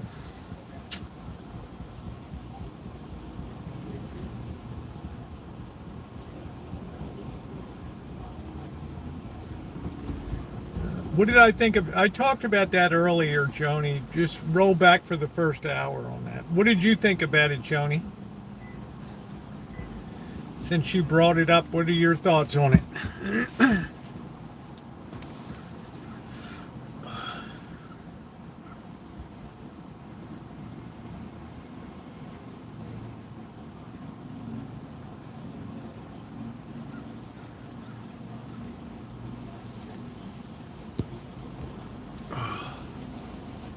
Yeah, I had a pretty big crowd in here earlier. We were talking about all this stuff.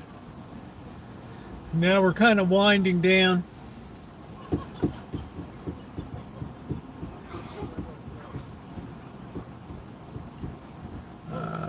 Cat prefers. Yeah, they sure prefer the Rancho.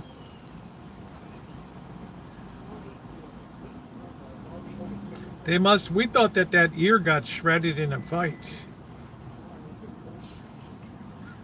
Bassett was like a leader of the pack type a few years back. I'm trying to remember the name of one for them. And that was Baby Socks. It's always been the meanest one. The female cats in general are mean. The male cats are very, they warm up to you a lot. Like Skywalker and Magic and Shadow. Simba.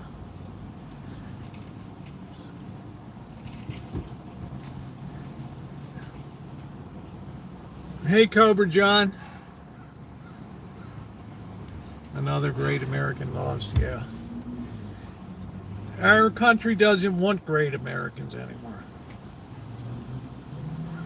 That's as simple as I can put it.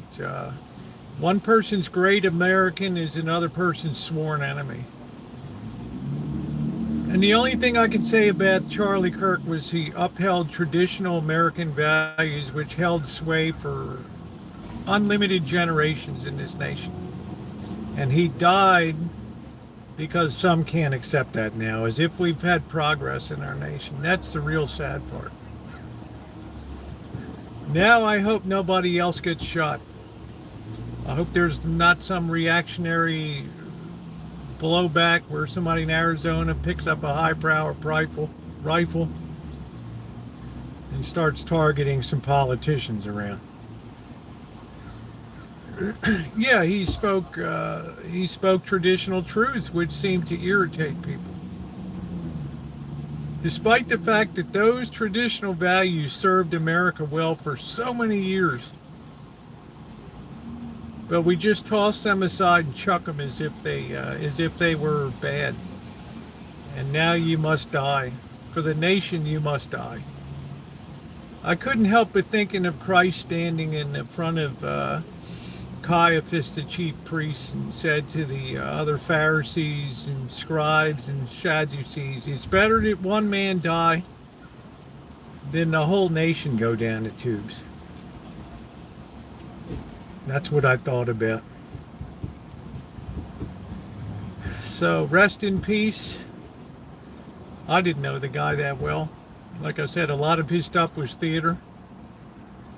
And I don't generally go through for things that are just provocative in nature like that. I think if you have a message, you can put the message out. But times being what they are, I'm not surprised that somebody took a shot. I'm not surprised. Yeah, they struck it with a missile, I know. We're not. No, we're moving backward now. Yeah, they were snakes. Did anybody get shot, Lurker? Marxist damage, I understand. It's not a tit for tat, Lurker. You keep going back and forth as if you're providing justification for the death of Charlie Kirk instead of seeing Charlie Kirk in isolation. That's what I don't understand. I don't get it.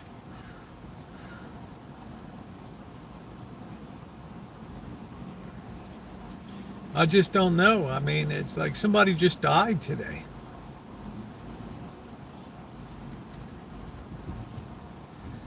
He was having a gun debate and lost the debate. I don't know if he lost the debate or not. It's not the guns, Buttercup, baby. It's the moral formation of people.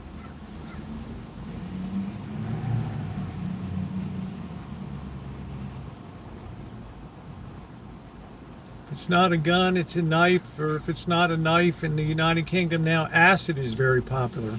To throw acid into people's face.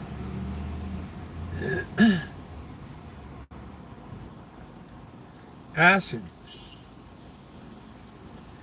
Yeah, and I'm sure the day that I went live and I talked about that Minnesota rep that was killed, yeah, it was another terrible, dark day for America.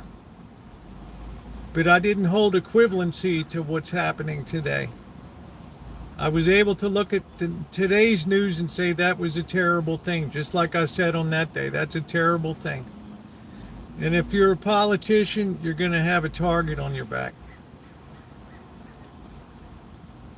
It's going to be like the Roman Senate. A tu, Brute? Are you back? No, Adam, not yet. I'm in this trapping crap going on. Yeah, it's a mentally ill. We talked about Cobra, how people have been overtaken by evil in their minds. They're incapable of rational...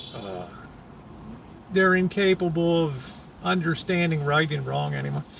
That's exactly why I put up Deuteronomy 28:28. Because when you turn your back, you lose your mind. And that's exactly what's been happening in this nature en masse. People are losing their minds. The inability to even know right from wrong anymore, or to try to rewrite factual things, to overwrite factuality. Unprecedented in my life. Unprecedented. And we're supposed to hold that up as if that's an admirable freedom for our nation. That's what blows my mind. Yeah, I'm not going to look at any videos. Yeah, we're devolving to an animal state because that's natural. When you lose the binding force of something greater than humanity, there's nothing to replace it. And I always hear Sam Harris, one of the four horsemen of the atheists, bemoaning when he gets interviewed. It's like this. It was like Rodney King. Why can't we all just get along? Why can't we make up our own common values of things that we can all buy into? Hello, we're all different. What a moron.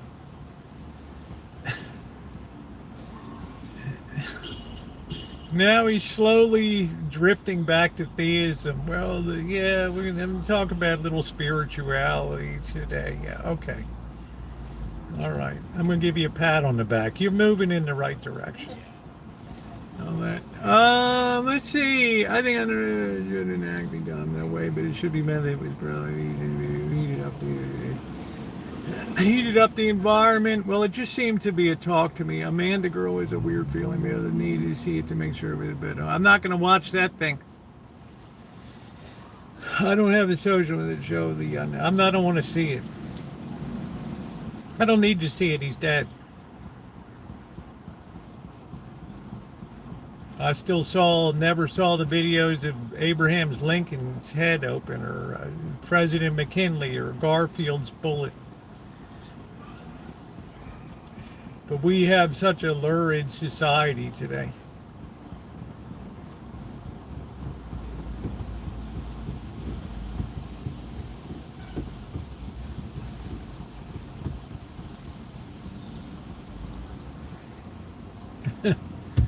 I'm waiting for the first news outlet to put commercials on the video.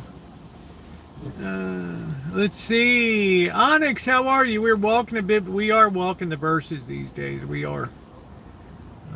We are absolutely watching them. I'll be in Vegas the last week of October. I might be there the same time. I'm delaying because I'm in this cat trapping stuff. So the soonest I can get down there is like the 21st or the 22nd for a short 4-day. Not going to be much on YouTube. Going to be spending time with my older daughter, who I don't see a lot of, with her high flying life. Then it's a quick trip back to Santa Rosa for a couple weeks, and then it's down to Vegas in October for a couple weeks. Then it's back in November for a week or so, wrap up the fundraiser, then back in December. So I'm going to be down there a lot. I'll just give you a heads up. If you don't like it, I don't know what to tell you. Yeah, I'm doing good, Onyx. Never. I'm hearing the riots have started. I don't know. It's going down. I try to tell people, you better have some protection.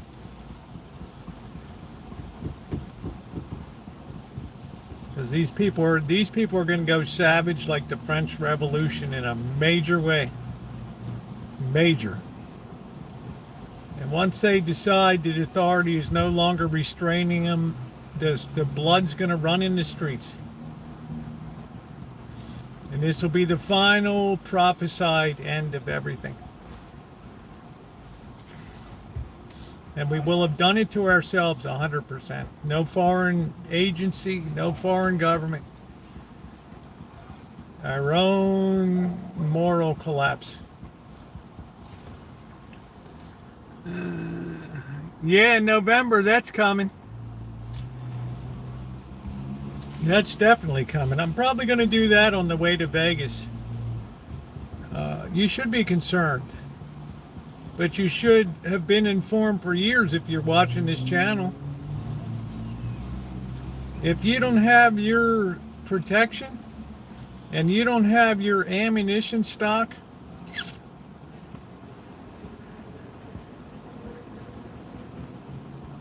not that you may want to live anyway, but what I'm saying is I know it's coming. When there's nothing to inhibit people from dropping into a full-on animal state. They're already doing it in smash and grab robberies.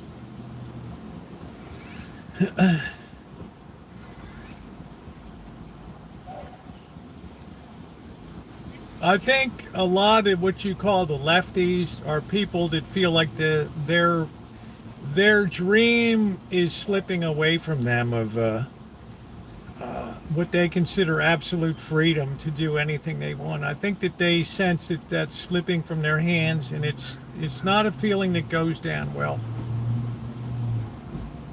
These are not people that typically consider the feelings of other people or what's good for society. It's generally just what's good for them.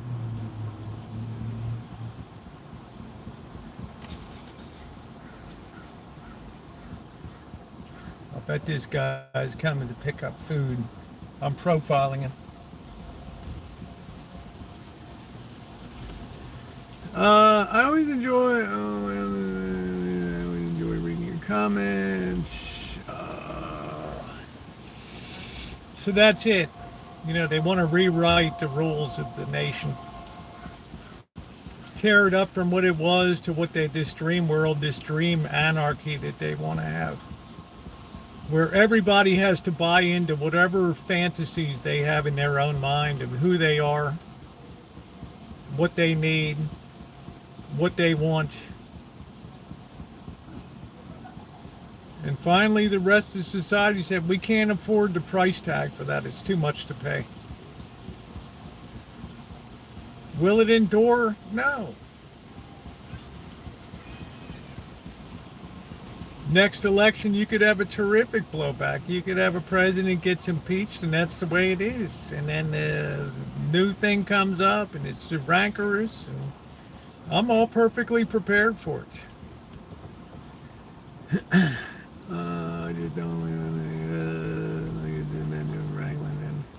Yeah, Nepal is going crazy.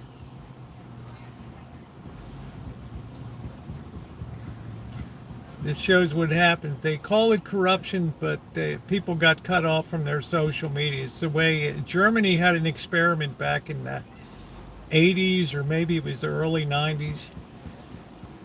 They recruited people and offered to pay them $10,000 to see if they could go like 30 days without watching TV, without having television.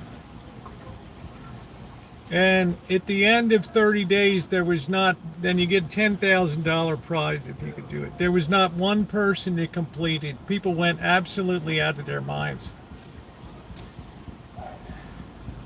Insane. You can look it up, the great German television addiction experiment.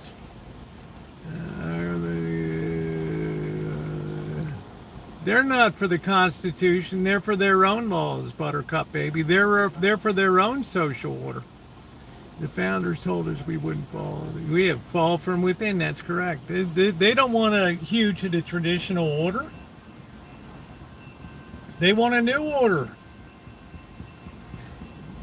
A new order of the way society should be ordered, with everybody being able to sit under a fig tree reading poetry, enjoying life while somebody else pays the dime. Well, you're BS, Buttercup baby.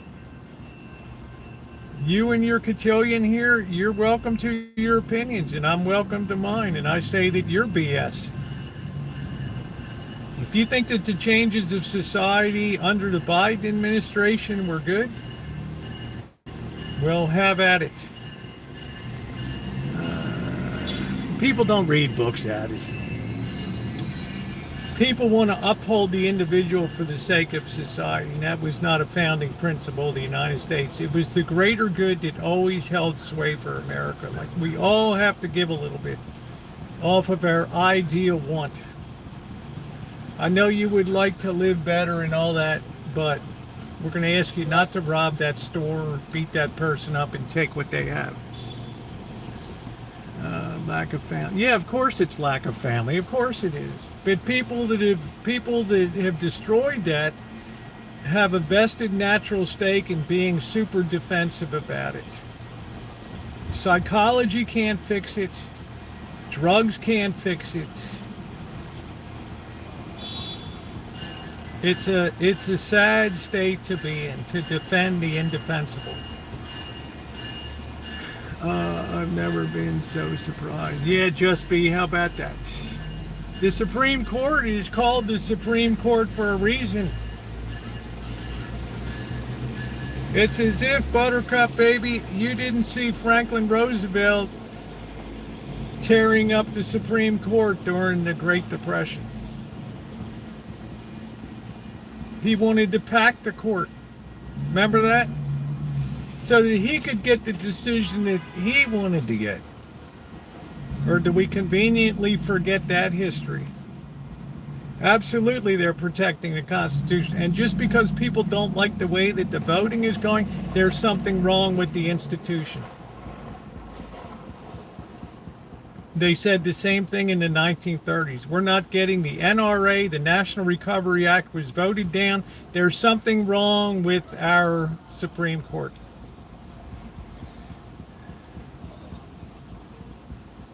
So these people that talk about the equivalency, this person got killed in Minnesota and her husband and Charlie Kirk, so it's equal. Well, if you play the equivalent game, then Franklin Roosevelt in the court packing episode of the 1930s is equivalent to what the court is today. And thank you for the thumbs up, guys. It's absolutely equivalent to what is going on today. You don't like what the votes are, so you disagree with it and think that the court must be corrupt. We have a law-abiding nation, and the people that are on the Supreme Court go through the process and get appointed. Unfortunately, we're in a polarized era. I never knew what the political backgrounds or what the political affiliation was of Supreme Court justices when I grew up, and I took a whole course in college on the Supreme Court, how they vote. Now it's important I know what the political party of them is. Yeah, other times like the Warren Court, where they were packed with liberal justices, easily overturned Roe versus Wade and all. Oh, that was a good thing. Oh, that was marvelous. Now when the pendulum swings the other way, and there's a conservative court like the court of Charles Evan Hughes in the 1930s, oh, now it's a problem. Now it's a real constitutional issue here. Yeah, thank you, Novi. Thank you. People forget about the back and forth. Okay? What some people hated, we're supposed to accept. What some people today hate, it's a natural consequence of the political system that we're bound to support. If you don't like the way that the Supreme Court is composed, it's up to you to draft a constitutional amendment and get to work going around the states and getting the makeup of the Supreme Court changed. I always thought knowing a judge, I thought it's weird too. I grew up, I studied the Supreme Court in my political science degree. I looked at it from voting records and what did they decide on the death penalty and commerce clauses and things like that. We never ever talked about the political parties of a justice. It wouldn't even have registered on our radar screen. We just lived with the results of it and moved on.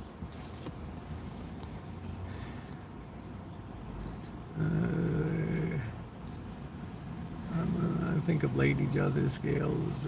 The scales are always tipped. Look at family law court today. Do you think there's justice in family law court? They don't want to hear who did wrong or who violated the contract. They don't care. Okay, you were wronged. All right, we feel bad about it. We're past that now. You got the great job. You're going to have to give up the money. You're going to have to move out. You'll see the kids every other week from sundown on Friday till Sunday at 5 p.m. And that's it. We're going to cut you up. We're Marxists. That's it. The state decides. The contract meant nothing.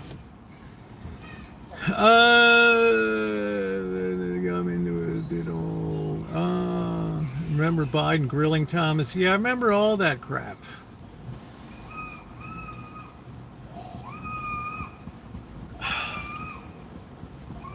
It was mind-blowing to me. But that's when it all began, and Anita Hill and all this kooky shit. How we have changed is just unbelievable. That we could look at a court and say, I think the makeup of the court is the problem. In other words, justice doesn't mean anything. We're putting that on the equivalent of family court now. There's no justice at the Supreme Court. It's just the will of what we want. That's it. There is no more justice anymore. Everything that goes against me is wrong. Everything that goes for me is right. The nation can't survive that.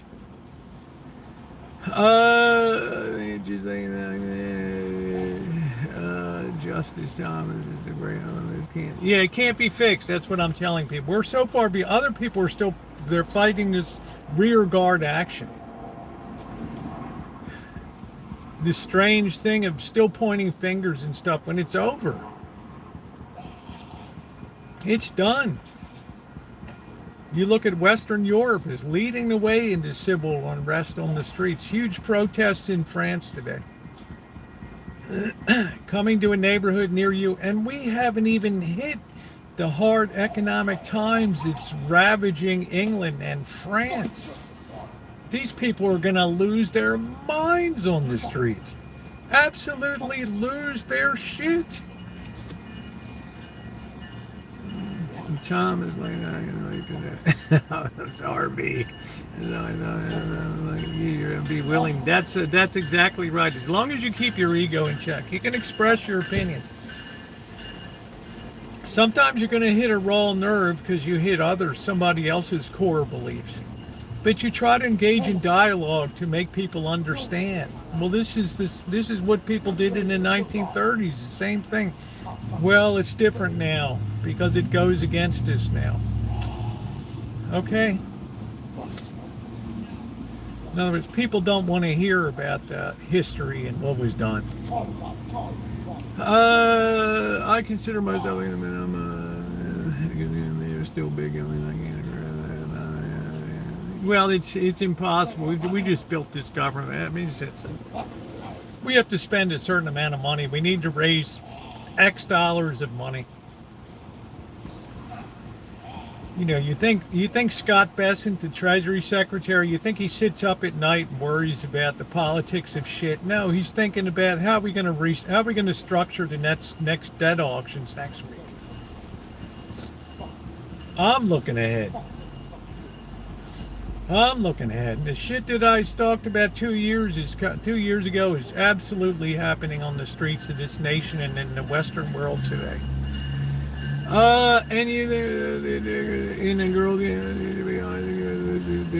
California. Yeah, I mean, it's just people will call people names.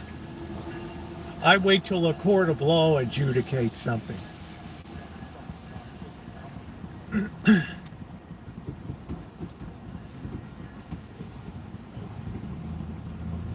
I was wondering how did these men, knowing all this was going to happen, because they were inspired by God. That's how they knew. Every prophet in the Bible was killed. Every single one of them, because people could not stand what they were being told. They hated it. Every single one of them was murdered. And the last one, John the Baptist, his head went on a plate to tear the tetrarch. And that was it. Why? Because Herod couldn't stand the truth that John was preaching. There's a lesson in that. And the lesson comes from the Lord. It says, if they hate you, remember they hated me first. Take comfort in that. If they hate you, you're probably correct. Matthew 7:13-14, the road is narrow, the gate. Many will try to enter. Will many be saved? Few will be saved.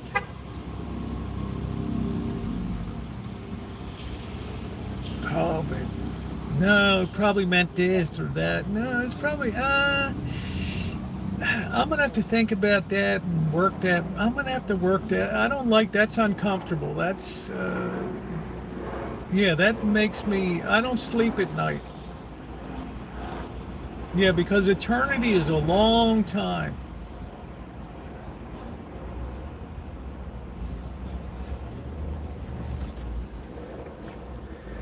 President Jews said they wouldn't have to run against him. Political has always been a game. Yeah. Enoch wasn't. They were exactly, yeah, inspired. That's what it is. The Dapo was actually hitting with a knocking and then shot one protester in the moment. He wasn't doing them. Where was that? 4 to 6 months. That's all. It's like when you witness. Yeah, it doesn't even matter anymore. Left, right. We're beyond that. This is what I'm trying to impress on people. We're still fighting a left-right argument. We're beyond that now. We're devolving down. My screamer on the street. We're devolving down into an animal state where might will make right.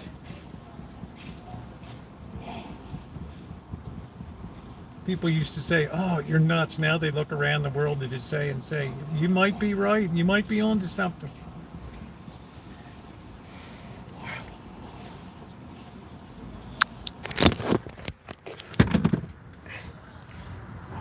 That's what liberalism got us. The ability to mess up your life and have the government pay for it. The people.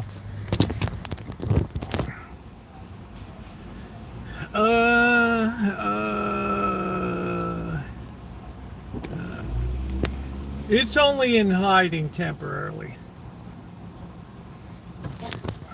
Liberalism ain't going nowhere. If you think radicals are going to go easy into that night, no. As soon as the economy goes bad, in a more visible way, it'll be easier to rally people on the streets. You'll see the red flag, the hammer, the sickle,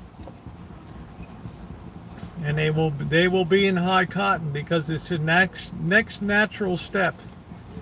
And then after that comes totalitarianism. That's it.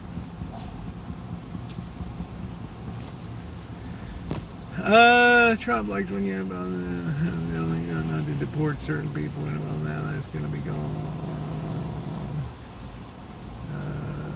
Were you ever liberal? I'm an independent. I'm a middle of the road person. I bring up history to expose both sides of the argument, just so people know we've been here before. We've had these same conversations.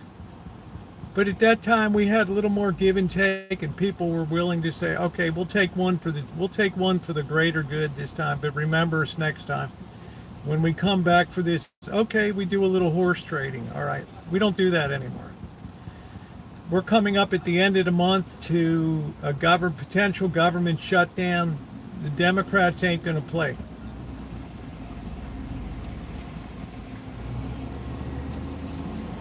So there's another potential hump in the road.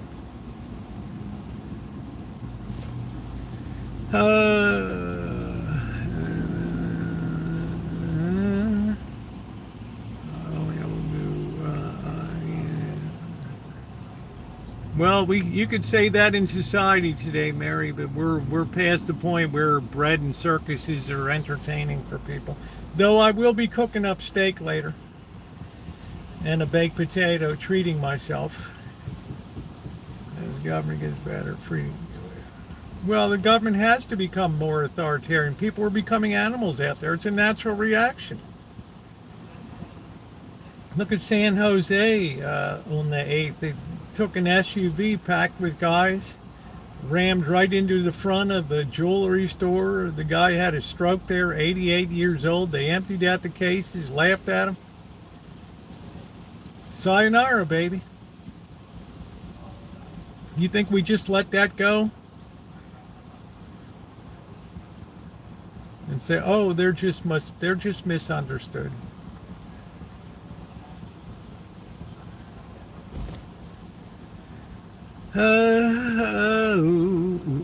Needs to be good now. Only to deal with the Republicans. Because it's for the good of the whole nation to have not a shutdown. It could potentially have catastrophic impact for your government benefits if it's shut down.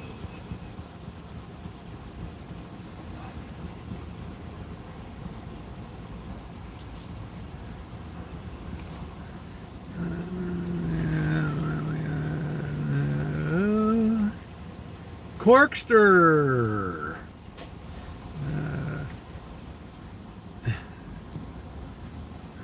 I give them earlier. They import China. They can live in some bull than we used to now.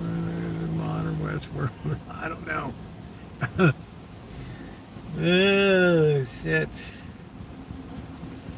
Oh baby, baby, it's a wild world.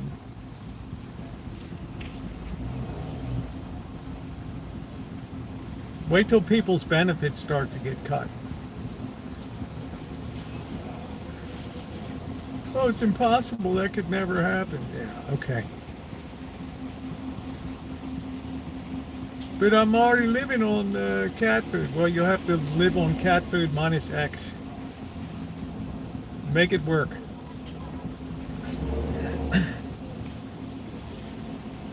It's like in the UK. They passed that law that even if you're not a British citizen and you live here and buy a home here, they used to be if you made money on your investments or whatever living here, you pay tax on that. Now they want to have tax on your whole worldwide income. And guess what people are doing? They're fleeing from the UK now. So when people come like Magda come in and say tax the rich, you know what? The rich can get up and move. Then who are you going to go after? The middle class? Has a tremendous talent and debating skill. Yet they could never win against Charlie Kirk. Yes, from what I saw. He usually had people come around to the folly of their own position, which is pretty remarkable. They would usually leave them like stuttering and mumbling at the end of it. A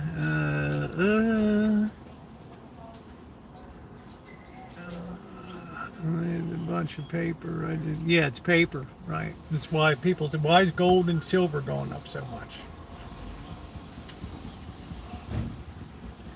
Because if you have that, the doors will be open to you. Welcome. Welcome. Buy what you like. I told people you might as well start buying or you on. Do you think he'll come for the LGBT? Who? Biden? Let's see. Thank you, John. $10 for John. Do you think he will come for the LGBT?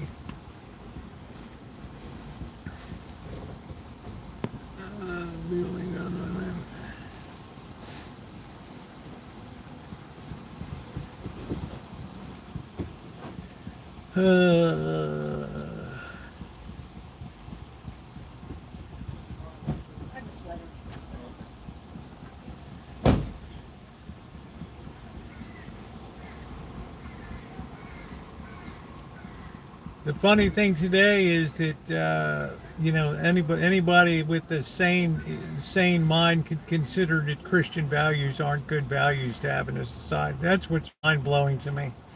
I never imagined in my lifestyle that there was anything to denigrate in that, anything at all. I always thought they were wonderful. Nobody ever voted on the Ten Commandments. Nobody ever passed the legislation on them. They just got written by the finger of God. And they worked. They worked beautifully. And to just throw that over because of human pride and just toss that out as if it's meaningless. I can kill if I want to. I can take what the hell I want.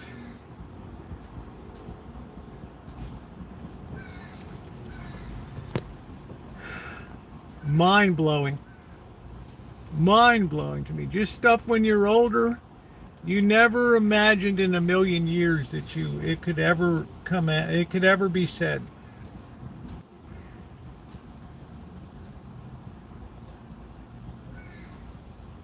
I get floored. The most powerful leader.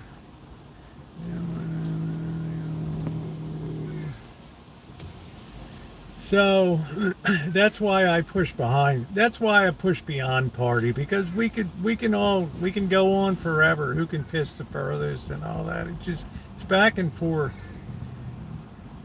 The time of lifeboat law is at hand.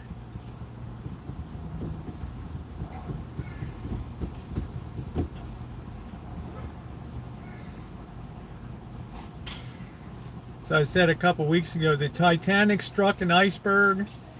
90% of the people were being told it's no problem. We got waterproof compartments. The 10% of the intelligent people are looking over the side and saying, yeah, I don't know.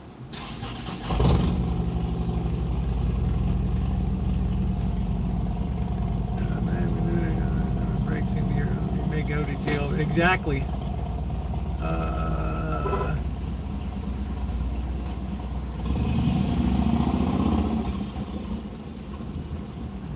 You have a chill. I have a chill Cali lifestyle. I do.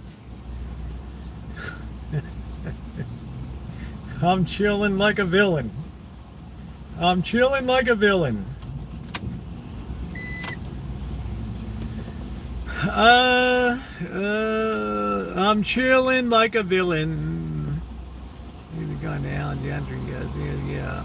You always respect Alan Gentry. Alan Gentry put his balls on the line to be able to voice his opinions and have them heard. Let's not ever forget that.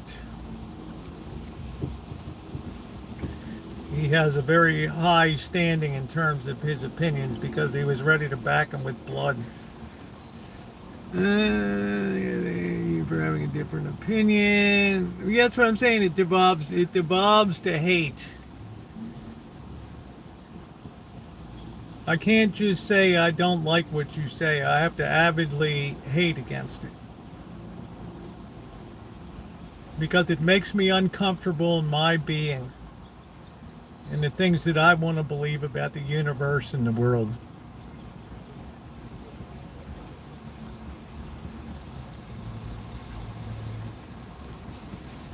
As the great Abraham Lincoln said, based on biblical verse, a house divided against itself cannot stand. If it be civil war, then civil war be it.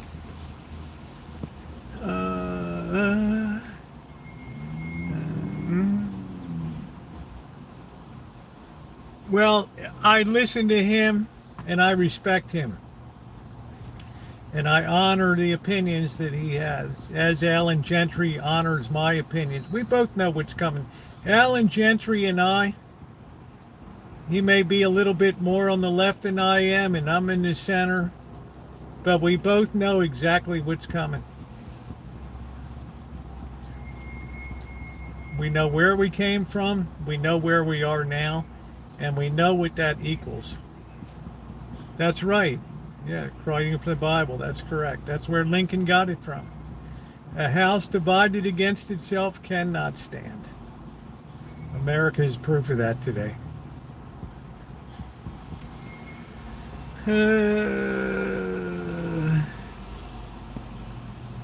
Well, what do you think is going to happen, Lurker? It's all going to be magic? When the Democrats retake Congress, it's all going to be beautiful. All the debt problems are going to be solved. All the money that the United States is using to fund stupid programs, bring all that back. Tax the living shit out of the workers. Eat the rich.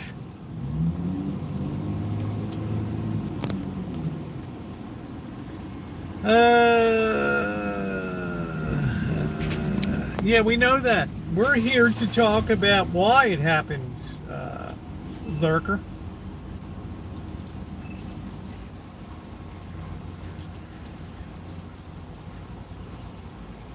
So maybe sometime in a few thousand years, when they unearth some of the records here, they might say, "Oh, this is where they went wrong.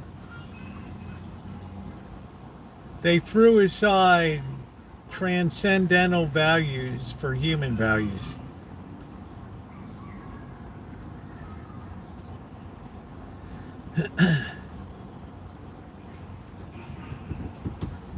Yeah, of course jealousy is a motivator. Some people are living on cat food. Do you think they're going to like what goes on? Seeing people live well in comfortable houses and fancy cars. But a lot of these people were architects of their own misery. Many I don't, that's fine, I have no problem. You know, that's why we get along, Lurker, because we can at least parry back and forth without anybody stomping out of the room and saying, you know what, I hate you. I don't hate anybody in here. And the fact that you can sit in here and listen is a good thing. And I give kudos and credit. Yeah, I get hate emails.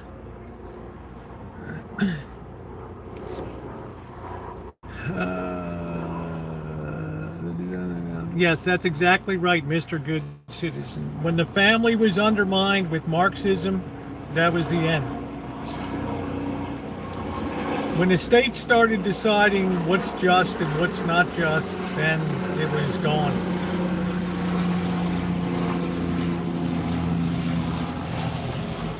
When the courts became courts of disposition and not justice, it was the final hammer, and it was the final nail in the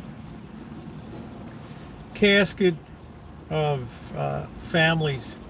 That was it. Anybody could do anything at any time without any aspersion of wrongdoing. The only court in the United States where justice is not handed out.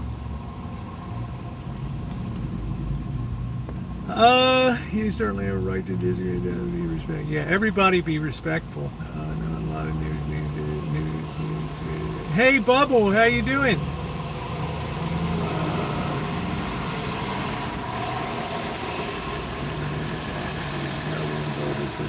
Well, if you saw my community post today, here's your Kamala Harris put out her book today and sticking a knife in the back of the president. I put it up on my community post.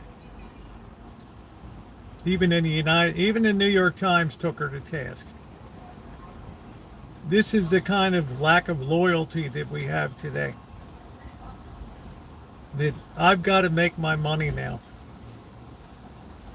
Doesn't matter this guy's dying of cancer or whatever. The former press secretary, I'm going to stick a knife in you, Mr. President. The former chief of staff, I'm going to stick a knife in your wife, Mr. President. And now the vice president, yeah, I'm going to stick a knife in you too.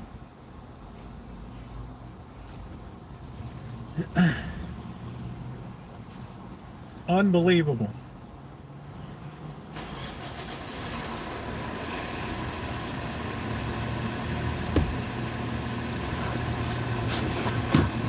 I get my money.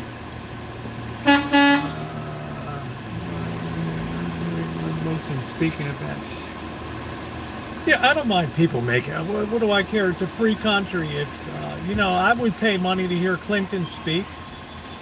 I would pay money to hear Obama speak and Biden speak if it was a local. I wouldn't mind. Hillary Clinton. I like to keep my mind open to hear what everybody has to say. And then I think in my own mind, do I think that you're right or wrong in your opinions? But I don't shut anything out.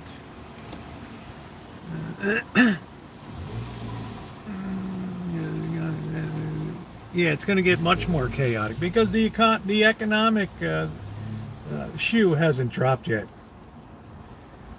With job losses, it'll drop. And this is the definition of a gilded age where people are being nailed economically left and right, and the rich just keep getting richer.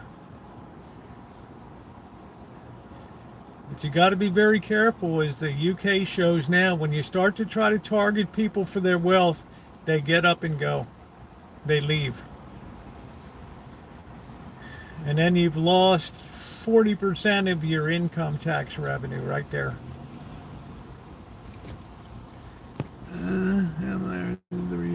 I I still have my values, middle of the road, but that campaign was, yeah, I don't know about the campaign. I really don't know the campaign.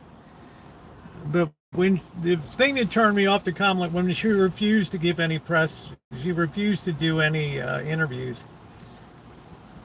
or have press conferences, just like Biden. I didn't like that.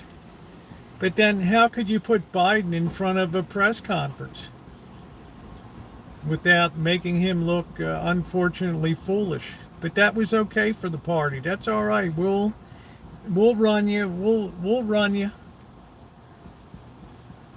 We'll hook the strings on you. Don't worry about it. You're not going to be in public much. I mean, they were perfectly willing to have that be for the nation. Ran the most expensive. Where did you never even had a press conference? She had Beyonce there, paid a fortune to these people.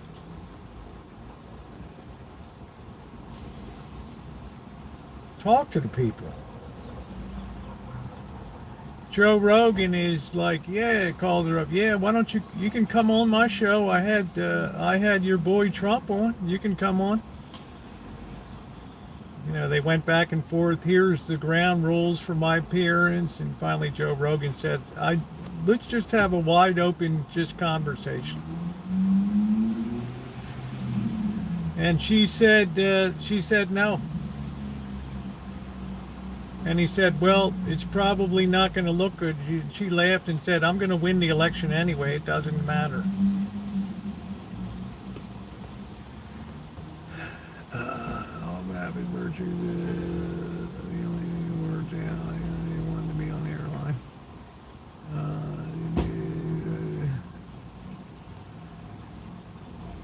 Yeah, that's mean because Rogan is a middle of the roader. That's why. It's like me. I'll rag on somebody when they need to be ragged on. No sacred cows. I just remind people of history, and a lot of people don't like to hear that. Well, it's different now. I say, well, they went crazy in the Republicans in the 1930s about the Democrats went crazy about the Supreme Court, and Roosevelt wanted to enlarge and pack the court. Oh, really?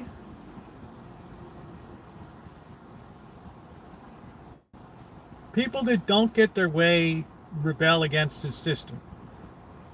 But if you believe in a system of laws and order and procedure, then it is what it is. I still think Harris over Trump any day. The country got worse educated. Yeah. There used to be more. Yeah, I mean, he's a middle of the roader. Yeah, we're charging. He's a middle of the roader. I got nothing against the guy. He builds up a following. He has an opinion. He didn't like Trump, but he gave Trump a lot of points for coming on and program and just let her rip. And I thought Harris, no press conferences, no Joe Rogan.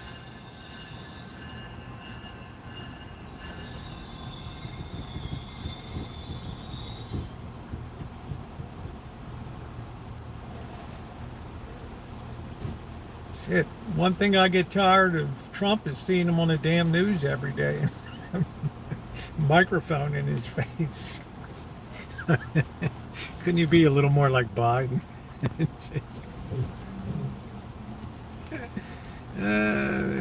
you think that's a sort of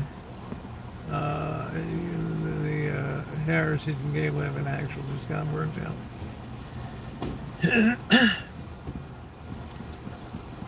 Well, full disclosure, I thought she was lousy out here in California. And in the primary, she was one of the first ones to get booted. It was like, no.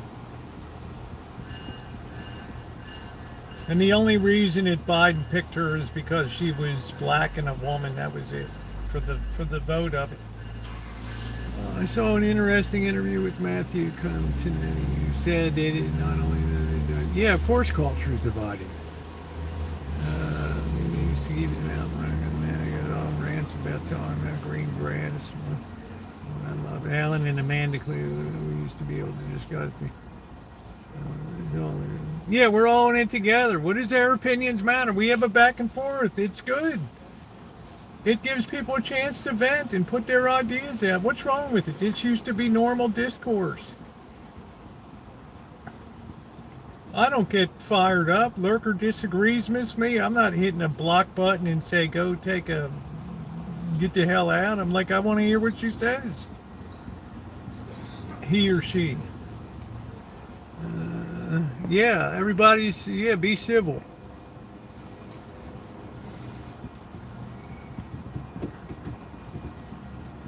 I think that Gavin Newsom will probably be the next president of the United States, and I think that Congress has a good chance of flipping in 2026. Now, shoot me.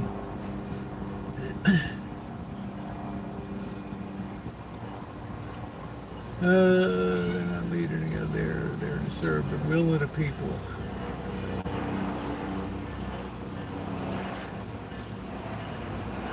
Yeah, I like the fact we can come in here and have a good convo and nobody's freaking out. And, we only ever had Christian say, I can't do it anymore. And I understood that. But he wrote me and said I should be a moderator of opinions and things like that. No, I'm not. We get enough of that in the world.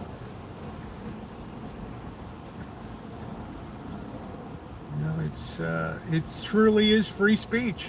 Amanda Hugginkiss, she shoots her mouth off.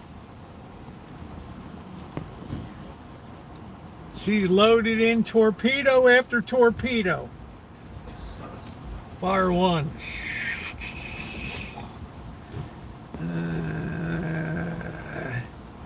He's going to get more resistance than he's anticipating. He might. Well, I never never had anything against Kamala Harris. She seems like a nice person. I mean,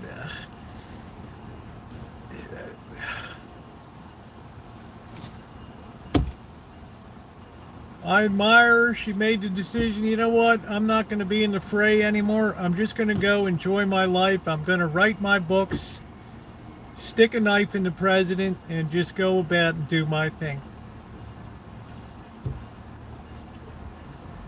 I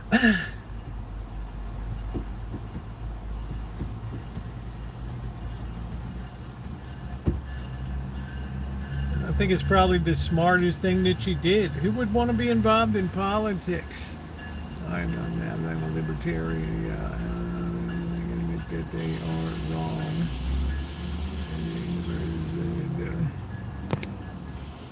Trump has an ego as big as the universe. But it doesn't mean that all of his ideas are bad or all of his programs are bad. We needed to get rid of the Department of Education. Look at the disastrous scores that were reported yesterday. They were all a product of $1 trillion spent on the Department of Education.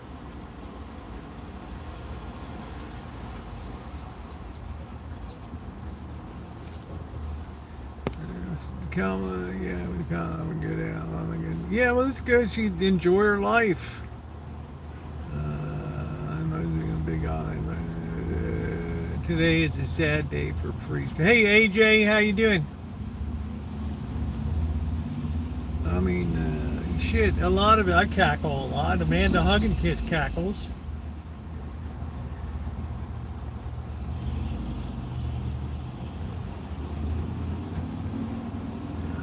But it was a sad day today. I'm saddened for somebody so young with a couple kids and a wife, and it's they got to pick up the pieces and go on. And I just hope that the shooter wasn't some wigged out freak with some weirdo life, or I just hope it's not some kind of total moron.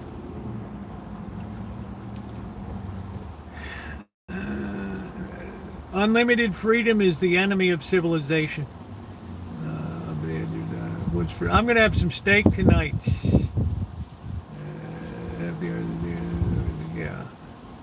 What happened today is gonna. Yeah, it's gonna become more common. That's what I'm trying to brace people for. We start taking out voices, well-known voices. You got to be careful if you're a social media influencer and things like that. Then, once your voice gets big, you become a target.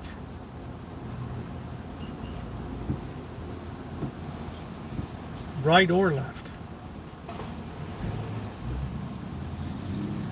I'm a bit shaken. It's 2025. We've already forgotten the school shooting last week, and we move on. After the funeral, it'll be a done deal. We'll move on to the next thing. All started in 1964. That's when society first went off the rails. Shooters, and I don't know who it was. Hey Terry, I just hope he's not some really far out, he or she, could be a woman, I don't know. Trans, could be a woman, it could be, I don't know.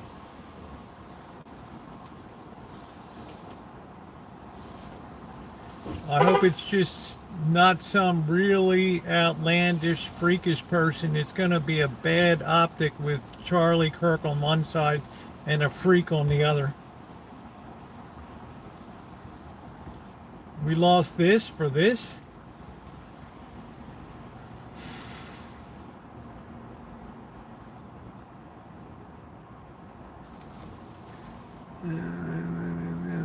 Shooter's arrested there. Oh, he's arrested. Well, there were a lot of people there. It's kind of hard to hide. They start interviewing people with it. Yeah, I saw the guy who was wearing this and had these shoes on and that jacket. And, it's hard to, you said he was up on the roof. Somebody sees something, so. Well, I hope the optics aren't real bad for, it could come down really hard on some people, so.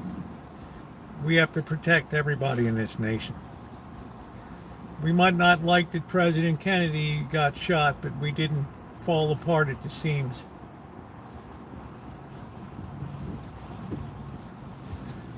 A small caliber rifle. Yeah, got a good shot in on probably the carotid artery going up here. Massive blood loss. Yeah, I hope not, Terry. I just, he was sniped, yeah. Let's just have clean justice and let's be the better people for our system. Utah is a pretty tough state.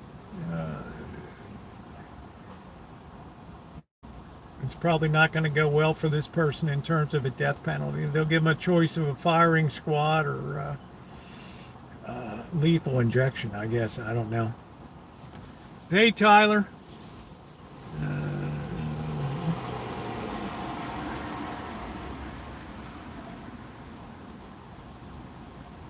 Like a small caliber rifle. I think Charlie Kirk was very well loved in this nation. You can't say he didn't deal with poise. He didn't yell. People yelled at him. They screamed. They went ballistic, but he always kept his cool. He won on the logic of the arguments. That's what people found so infuriating, is he didn't participate in the going spastic game. He kept a cool and level head, and people don't know how to react to that. Charlie, not much is being said. It's going to take a while to figure out this. It's going to take a while. Hey, zombie. It's going to take a while to figure out who. Yeah, the pack. Some people can murder as well. It's America. It's our nation today. People can't tolerate differences of opinion. They can't tolerate. It doesn't matter to them that you could go into the public school systems and teach any kind of gender nonsense that you wanted. But if you were out in a public forum on a college campus and engaging people in debates and things, then all of a sudden it pisses me off.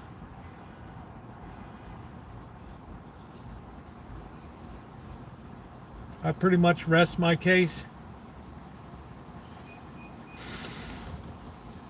The gunman is still not caught. Yeah, well, we went totally. That is hard to do. It is a man not still underway. The people in our gun that are down. I don't think who's celebrating his death. I don't know. Why would somebody celebrate his death? You think if you kill the voice, you kill the idea?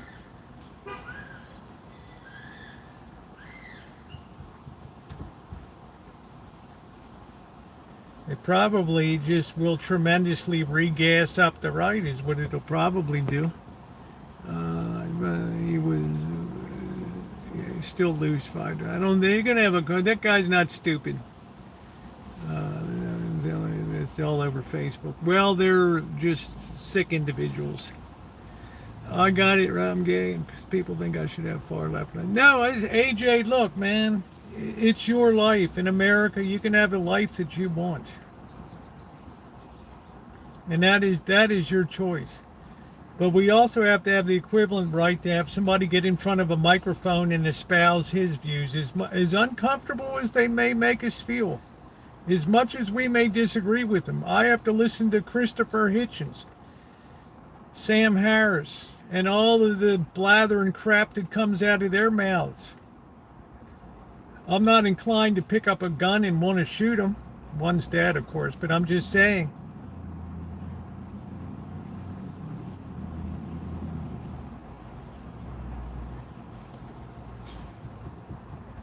I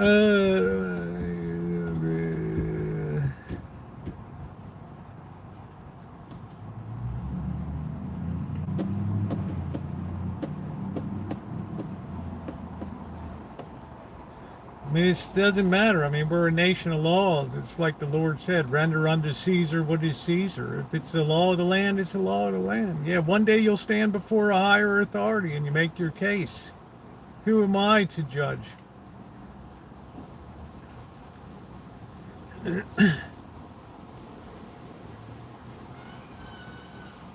Nobody. Charlie and Janie Gotti. It just depends who's going into who's doing the influencing. That's what irritates people, and that's a pretty sad thing. But we don't know yet. We don't know what they'll find a person. With the FBI involved, they always get their person. They'll be talking to every gun shop, everywhere. Usually people that are ilk to want to kill somebody, they're not gun lovers, and they just go out and buy a purpose weapon to do the job. In 8th grade, but you were also control your emotions. Exactly. Exactly. You control your emotion. You don't win the argument on screaming and hollering and hate. You win the argument on facts and logic.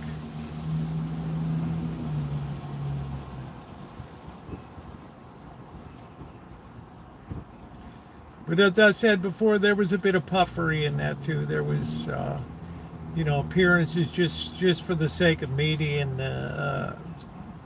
when he would sit there and have those round table discussions with girls that were promiscuous or whatever, and talking about what they want a man to be and all that. And it's just this provocative setup kind of deal where you knew what they were going to say, you knew what he was going to say, and nobody changed anything on that. It was all for the show.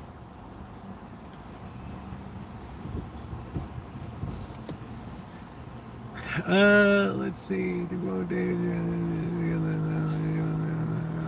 wing on North Korea. Well, they don't get their man. They will choose one. Show me the gun, I'll show you the criminal. Well, I don't think it's going to be that hard to find. The fact that this person is around in college, I don't think it's a kind of event where you'd be wearing a mask or a disguise. I don't know. This person may not even give a shit. I don't know. The current left aren't people. Hey, Yang. I'm still a believer in a nation of laws and governance and majority and democracy and court systems. You might not like the outcome, but you have to deal with the results, manly or womanly, and not like a baby.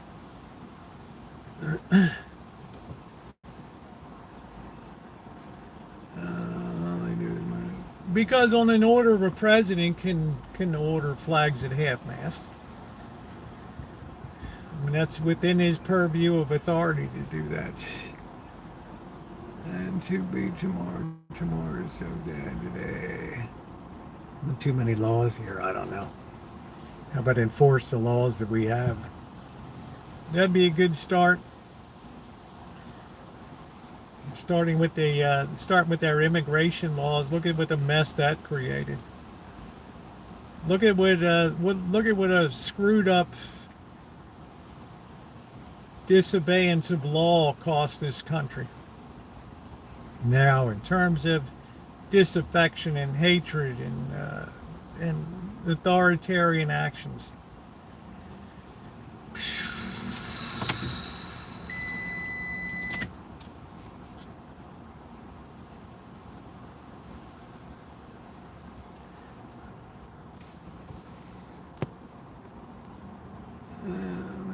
Yeah, that's what I'm saying. When did liberty become so illegal? And then to have people stand up and it's like, well, the rule of law means nothing at all. It's just, I feel this way. I have my own idea of justice. And it's not American justice. It's XYZ justice, fill in name here. This is what I believe. Okay, there's that rise of what I call divine individualism. You're the new sheriff. That's how communism gets a root in society. I know better how to order society. I'm the one to decide what we're going to produce, what price we're going to sell it, what job you're going to do, I decide. Totalitarianism in disguise. Wrapped up real pretty. And the people that stand there and squawk for communism will be the first ones come screaming bloody murder when they're told what to do, to pick up your shovel and get to work. I didn't sign on for this. Are you kidding me? You mean we gotta work? This is a worker's paradise. Yeah, you gotta work.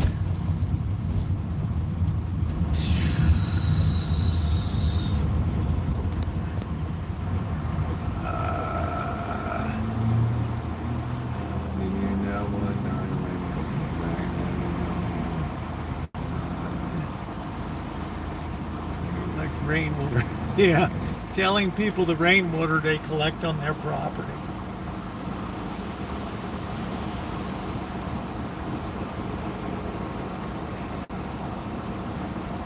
Simple economics. People of high wealth will flee areas that don't value their contributions to society.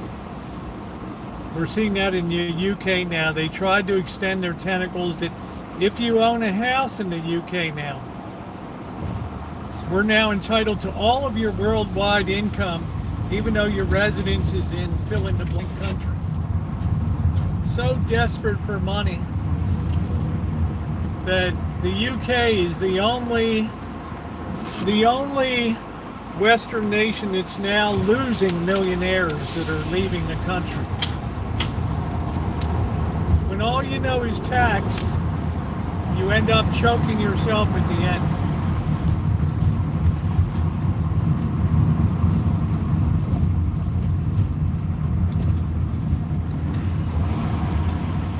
You want to talk about who's greedy?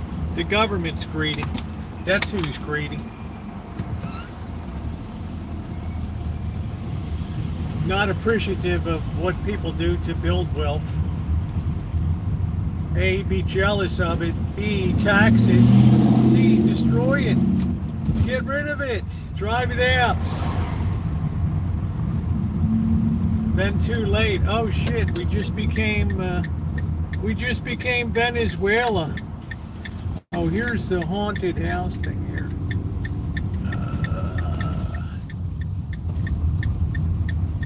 They're working on that. The big Scream house is getting ready to open soon. They're getting all set.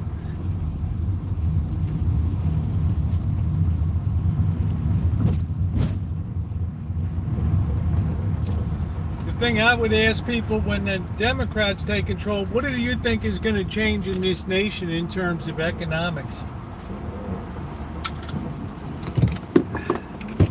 Stand by.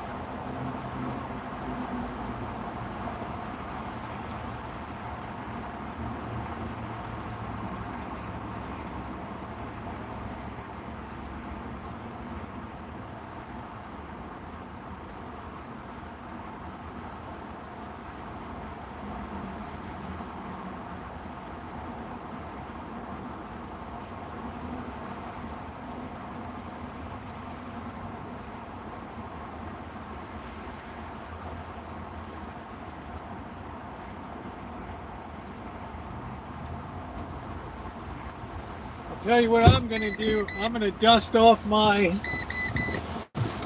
Hong Kong permanent residency card and get the hell out of Dodge, man. I'll take my chances over there.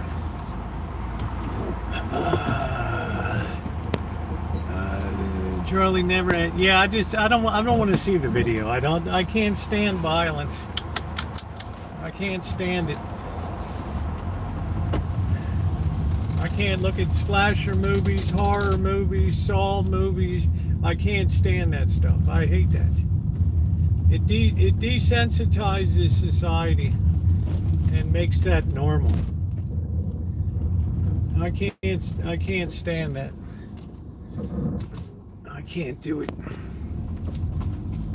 I won't watch it.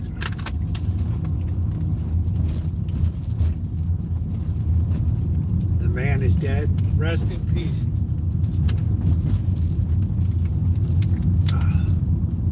I have no prurient interest in that stuff. Come to Burkina Faso. It shouldn't be on social media. It should be absolutely YouTube and all the social media platforms should have more sense, but it's a big moment for gathering in views. They don't dare monetize them. They're not quite that tasteless yet, but in a few days they'll be monetizing them. You have the option when you put up a video to monetize it or not.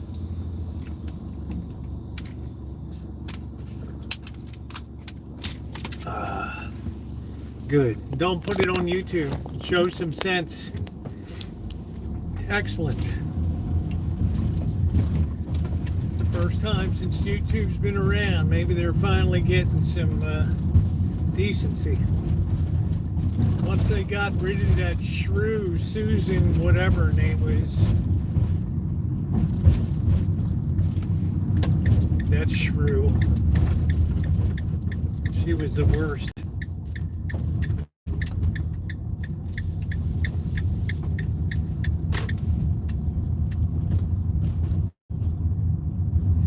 It looks pretty quiet. It's cold tonight. We're going to have to put our jacket on. Freedom's just another word for nothing left to lose. Dude, it's me and Bobby McGee. Do, do, do, do, do, do,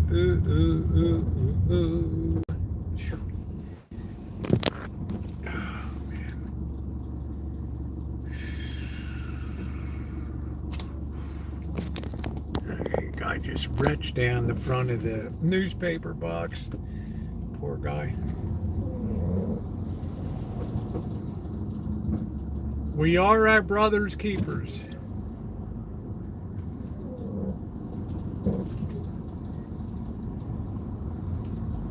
Yeah, dark times indeed, especially somebody so young. He seems so mature and wise for his age. It blows me away that he was just 31, didn't finish college. That's kind of mind-blowing.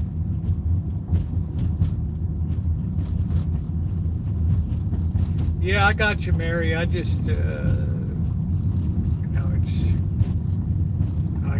I can live out my days without ever seeing that.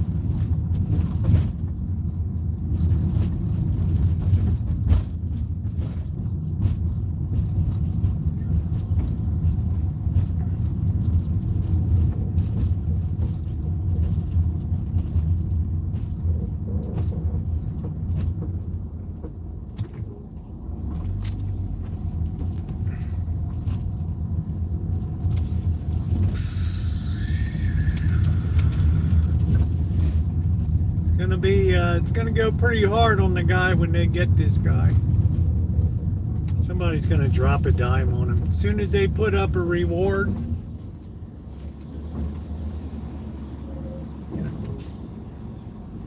$500,000 reward, they'll be coming out of the woodwork. All you got to do is monetize it, baby. Thank you for the subs, guys. Make sure you sub up if you're new to the channel. We're not lacking for cool stuff to talk about every night, even if it's tragic. Freedom's just another word for nothing left to lose. Me and Bobby McGee, me and Amanda hug and kiss. Do, do, do, do, do, do. Oh, don't put me in the same sentence with you. You're awful. You're a PIG pig. Oh, brother.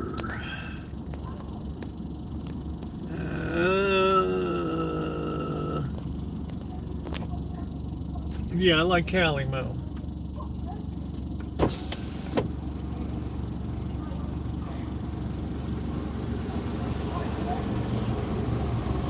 Yeah, it's gonna be a while before they get him, but I just hope the guy's not. I hope the backstory is not too kooky. I mean, you got to be kooky to X somebody out, but.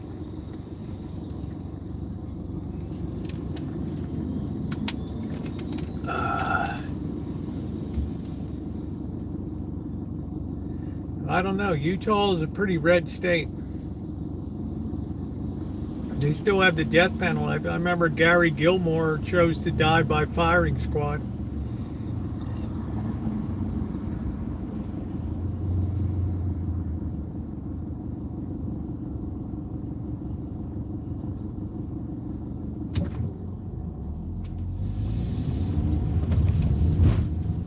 I don't think it'll be too hard to find the person that did it.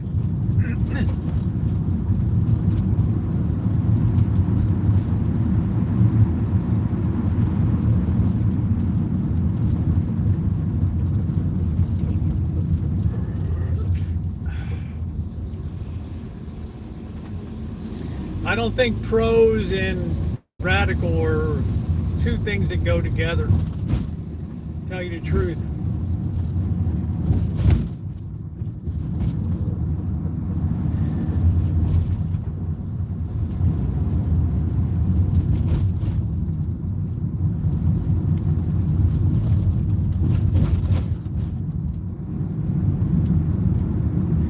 Freedom's just another word for nothing left to lose. Me and Bobby McGee. What would Naomi like? What is Naomi like?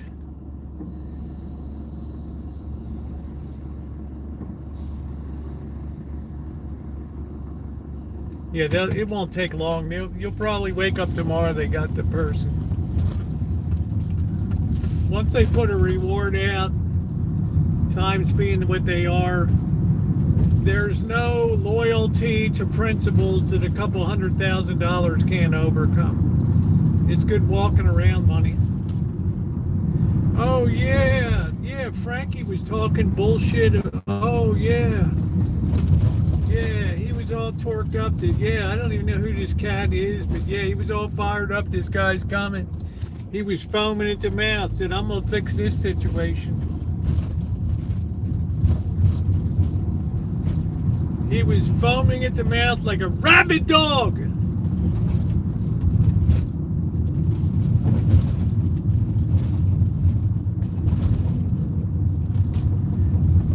Frankie, do you have rabies? Look, they already tagged that building. They just painted it, but somebody thought that would be a good thing to tag that building. What a world, man. Guy just spent a couple $1,000 to paint it.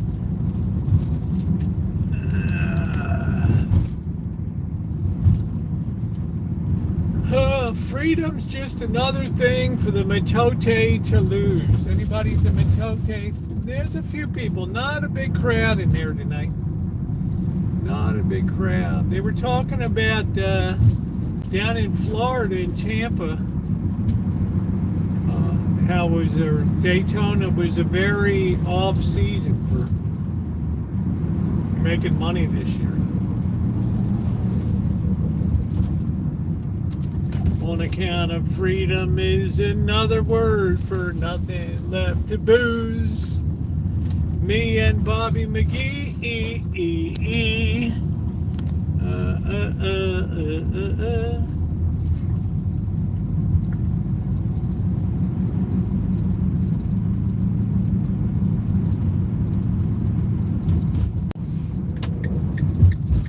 We got somebody's going to be crossing our bow. We got this person squeezed in on the end. Look at this.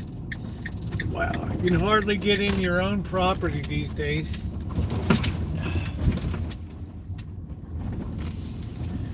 With these knuckleheads. I don't know if the cat's back or not. I just know that freedom is another word for nothing left to lose.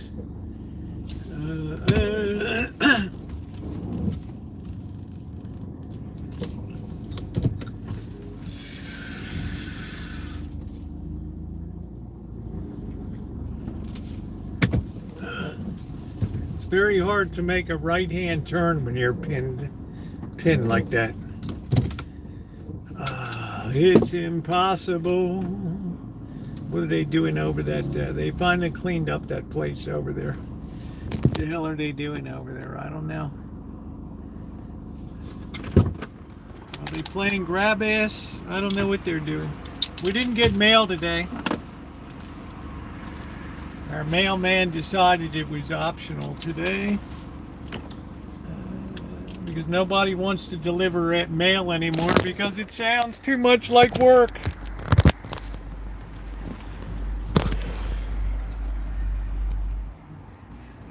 I want to be a social media influencer, Amanda. Hug and kiss. That's what I want.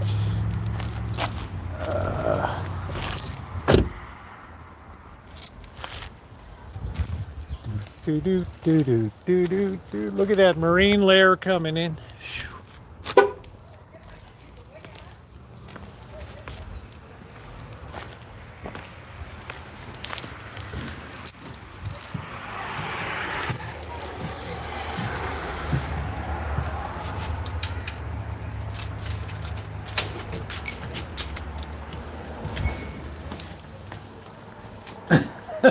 Yeah, I'm an influencer, all right.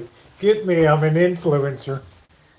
Oh no, this is oh wow. This is awful. Awful. Oh, the horror. The horror. Everybody's licking, scratching. Where's Chairman Meow? It's funny, we got male name, communist names for all these female cats. What are we doing? Oh, there you are. No, Tiger belongs to somebody else. He's already been fixed. They're like, oh, this cat lives like a half a mile away from me. I guess he came for the good eats. Let's see. I think that's Skywalker. No, I don't see the cages back yet. Yeah, we kind of had an idea. So he lives like a half a mile from here, but he comes over here because the eats are better. Yeah, I tell you, make peace with the maker. It's a wild world out there. Cooler heads cannot prevail these days. I don't know. She said, I'm going to run him by there. See what's going on, because they paid to get him fixed. So what the hell? They might have a welcome home tiger party. Or they might say, we don't like this cat because he abandoned us.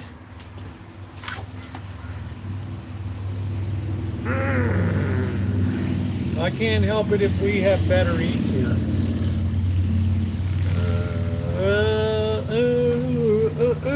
All right, let's get them fed here.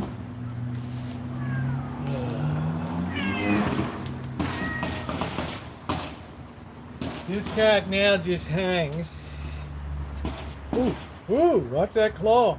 Woo, woo, woo, woo, woo, woo, woo, woo, woo, woo, woo. Yeah, I'm a rag doll. Woo. I'm a rag doll. Yeah, Panda. No, he always stays here though.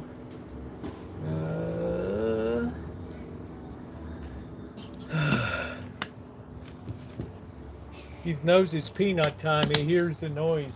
All right, let's get the feeding trough open here. We don't have any cages, so we're gonna have to freewheel it tonight.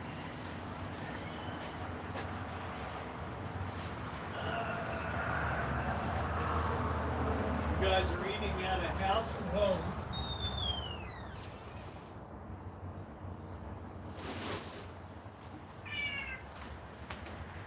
Oh. Hopefully Rosie's going to come back with a new attitude. All fixed up, a nice attitude. Not meaner than hell. Mean as can be.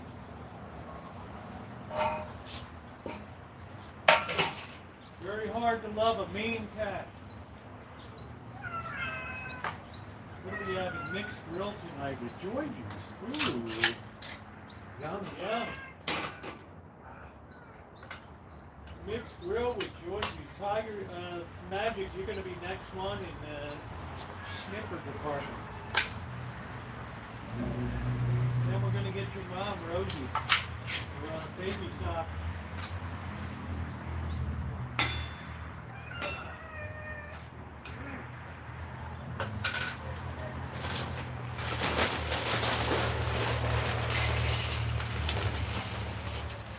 Let's all be nice, man. Let's not all be crazy.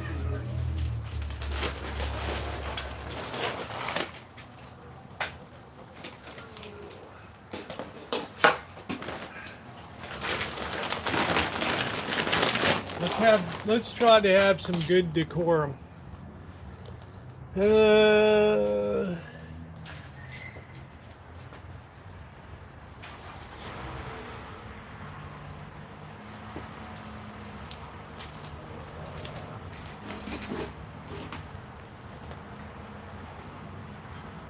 Get along now. I you two don't like each other. You can't be bombing on that cat. You wait.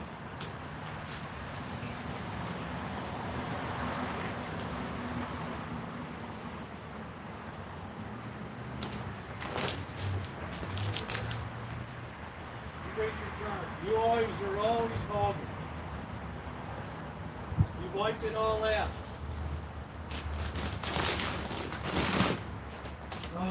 Always have to keep law and order around here.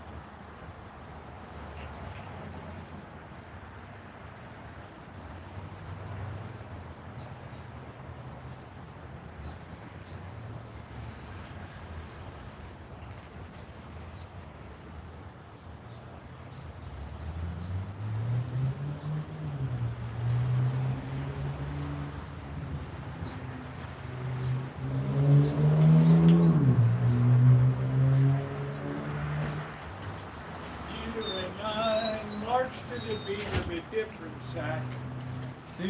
Do, and I don't mean Sacramento. How is the catty poos? Good night, Alan. Thank you. Thanks for coming in. Oh. Don't forget, freedom's just another word.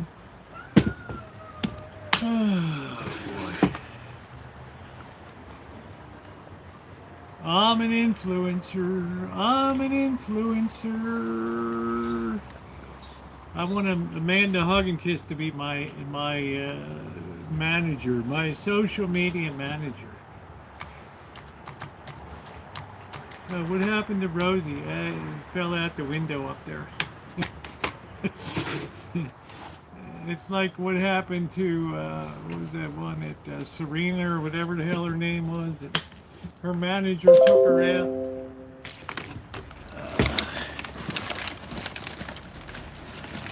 I just did not like her. I thought she was horrible. Freedom's just another word. It's all nice and peaceable without Rosie here. Ain't it? Do.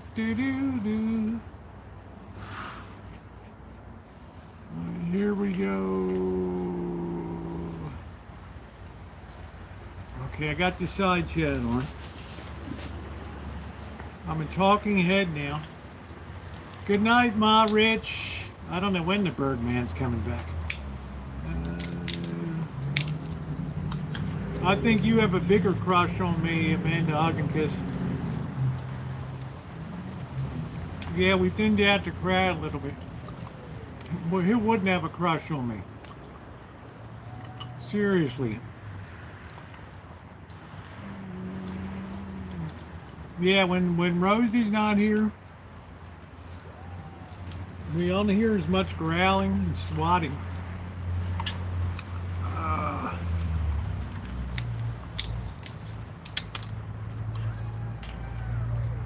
Uh-oh. Uh-oh. Uh-oh. Simba. Leave that cat alone. That's a male versus male.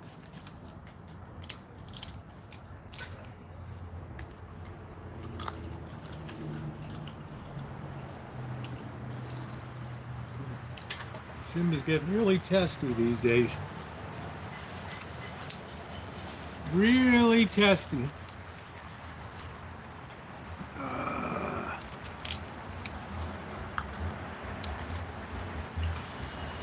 Yeah, that's the problem. That one's the worst of the worst of the worst.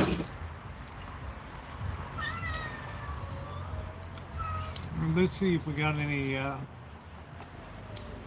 late news update here. Let's see. Let's see what CNN's rolling with. Manhunt still underway.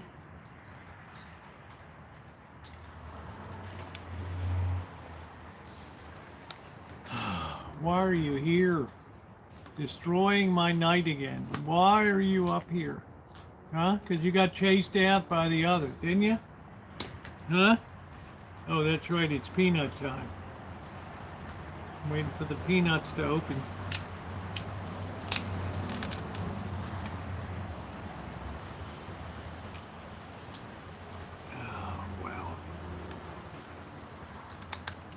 No, I don't know who's selling. I don't know. How could anybody do that? Good night, Tyler.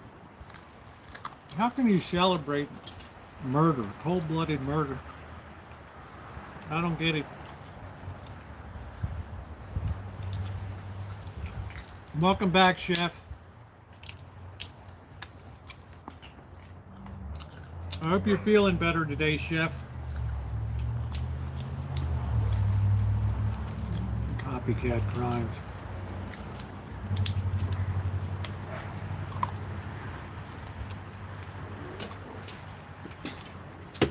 Everybody seems to get along. Uh-oh, we're squaring up again.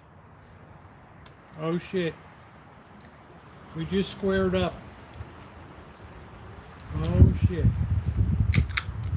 We're going to get up on our back haunches. We're going to be fighting.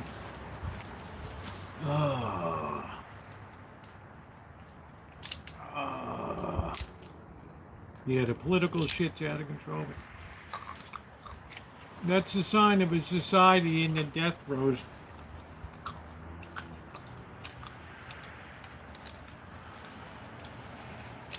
That's why I tell people Deuteronomy 28, 28, and 29. You'll find that's pretty spot on.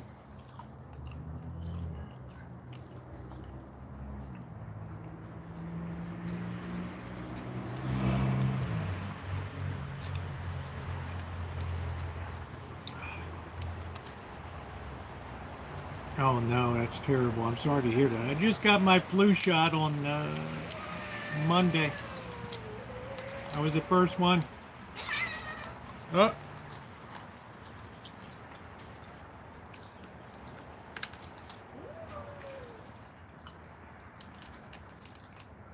I don't know. Simba's really getting kind of kooky. He used to be very loving. No, Chef has been sicker than a dog.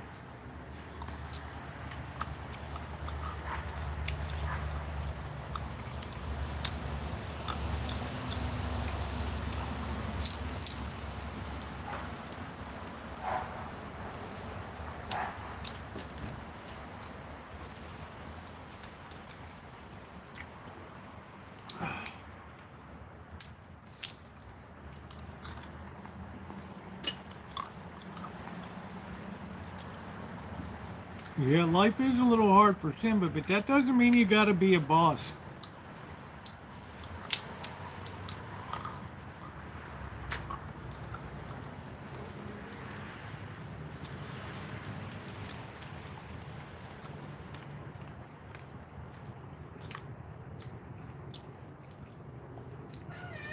I think he's really used to He just doesn't want,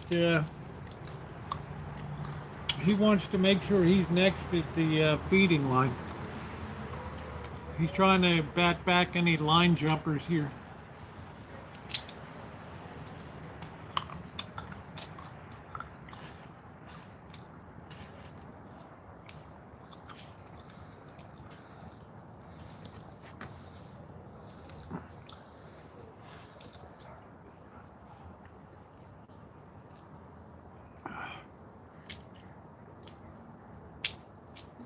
Yeah, symbol racing again. We'd like to try to have communal eating here, so we all get along.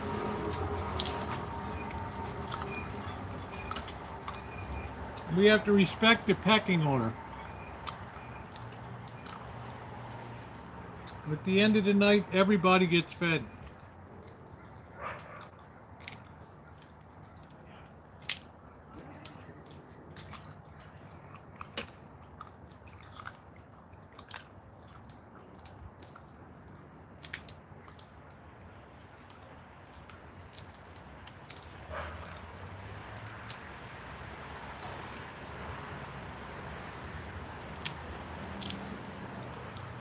That's a good question, WW.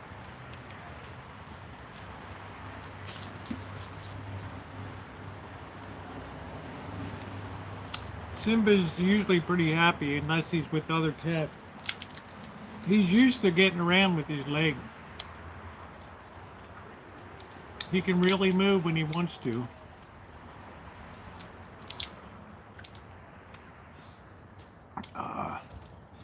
You must have really gotten some kind of bad bug, Chef.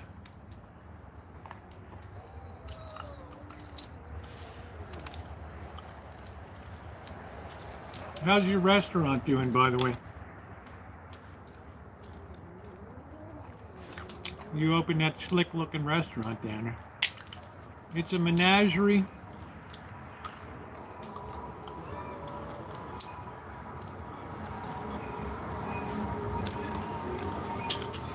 Louder. Huh. Whoa. Oh, he rose up on our haunches. Did you see that? Ooh. It's law and order time. You never squaring up. He was squaring up on him right there. Oh, okay, good.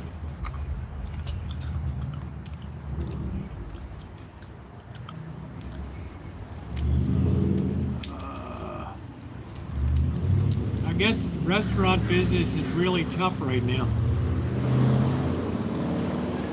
It's like it came on so suddenly. People down in James Pass and Tampa, Florida are complaining.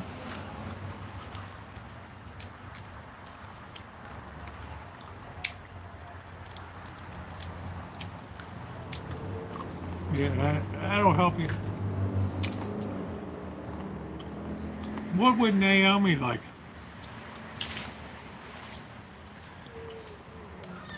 Uh-oh.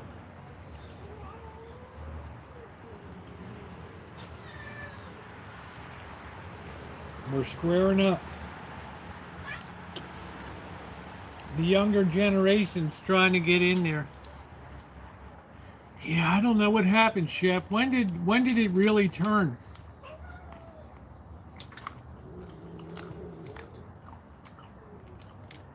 I wonder if Vegas is recovered. Hey, June Bob, we're good with one dish. They have to learn to get along. This is a training ground. Most of them have eaten anyway.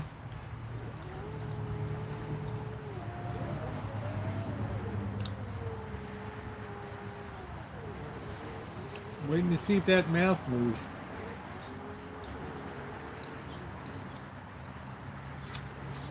Food cost all much higher. Oh, that's nice, Naomi. Nice spaghetti and meatballs. I love spaghetti and meatballs.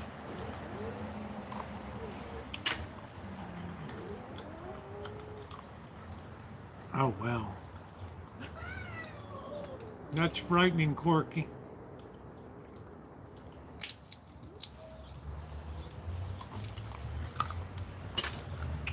No, he's got a really cool restaurant down there. I just wonder when it went south suddenly, Chef. You're the only one I know personally that has a restaurant.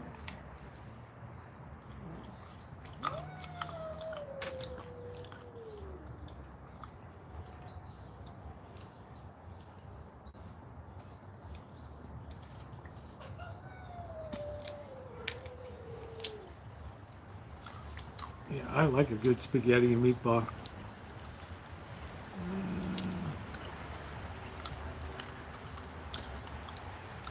Oh, he's good. He's a young cat. He's pretty low mileage on him. I don't think if we put him out for adoption, they'd be lining up for him.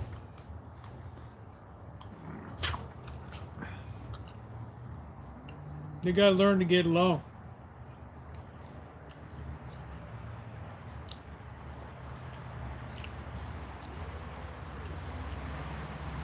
There we go.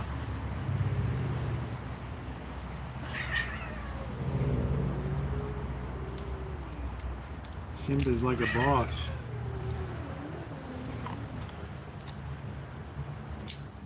See, now Shadow's learned to hold his ground. He's still eating. Wow, meat prices, yeah. Shadow's just like, you can smack me around, but I'm eating.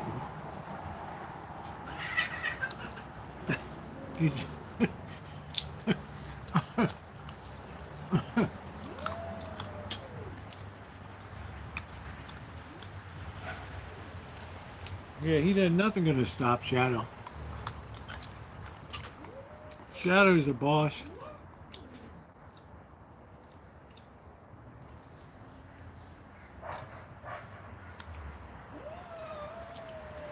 I'm having steak tonight, unbelievably. I got the video coming up tomorrow morning with the boss, Janet and I. We went to Outback and then went to this really cool produce farm.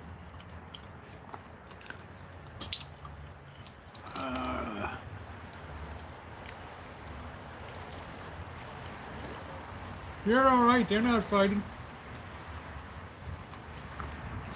It's just that Simba thinks he's a boss. He already ate.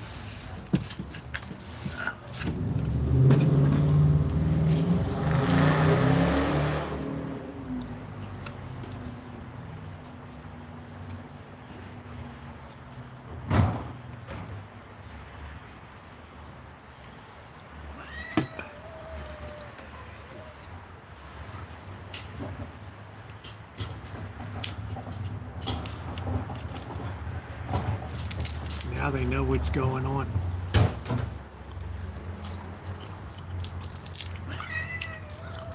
What was she, 100 years old? Yeah, I try to buy beef when it's in the rotten case.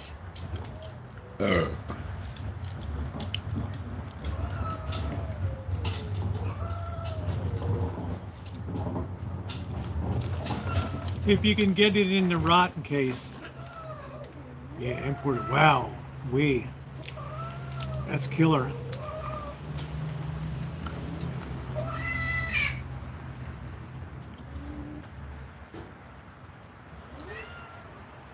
What's up, Skywalker? Are you gonna now jam your claws into me? Naomi, are you a meat eater?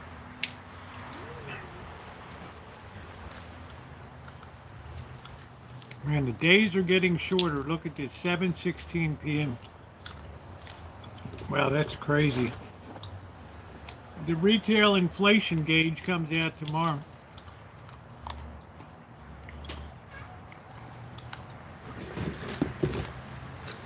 Oh.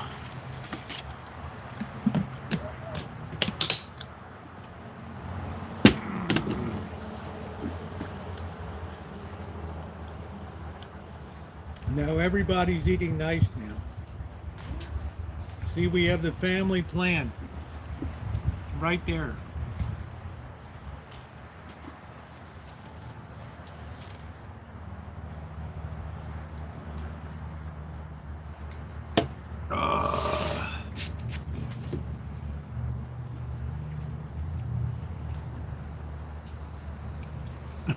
Quirky.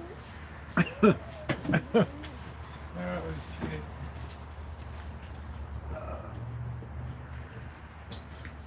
Let's get the grill fired up.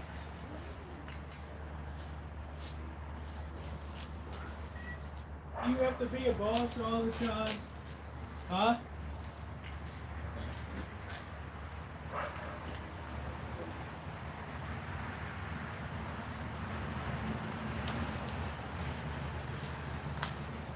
Why don't you move along for a while? You're very mean. I don't know where you got that from.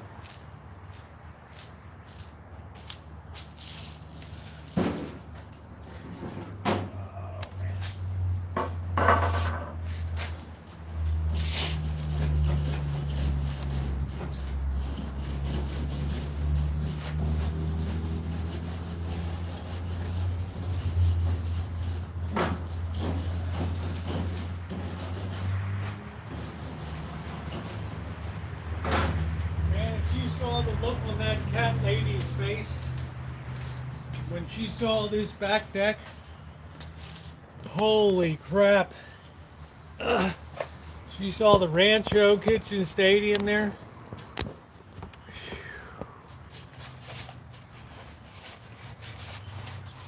It was pretty ugly.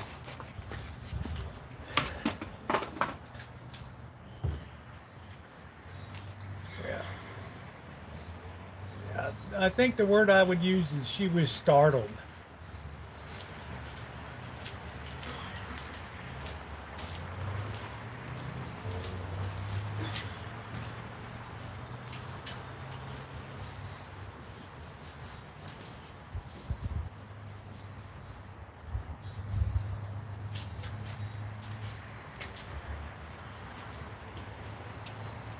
One might even say stunned.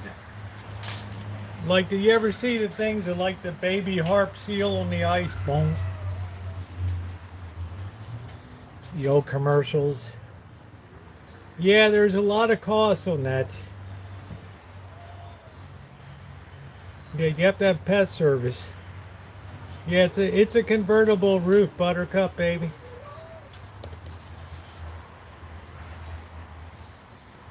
Oh, we want to get that grill good and hot. I really want to put a little bit of wood in there to give it some extra flavor. But it might fall down on the gas cylinder and explode.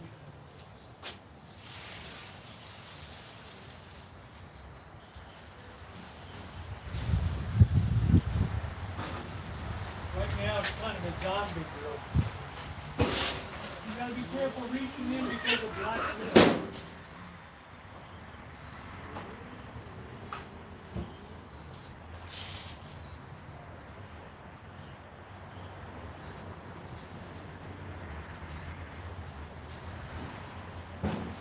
Time to change out the propane tubes and stuff again. It's been very economical. I know Amanda Hugginkiss hates to hear that word. Economical is not a word in my language.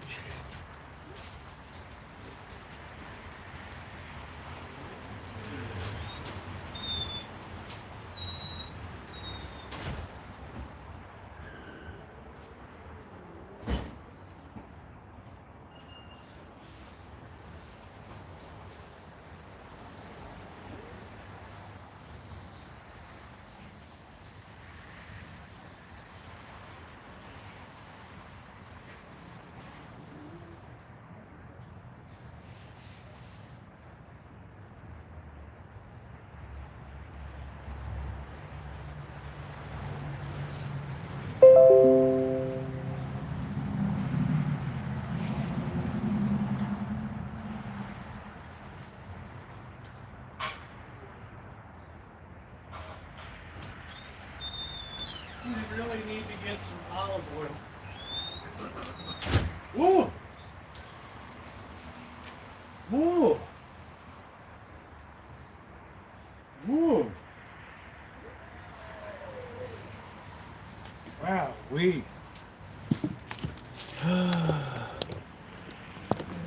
yeah, the political app is out of control.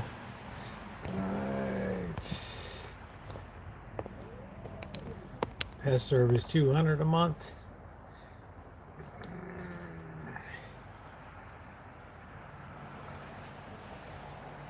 Yeah, that's a lot of, yeah, you got to pay it or you just kill the business. Look at Silber's Bakery in Baltimore.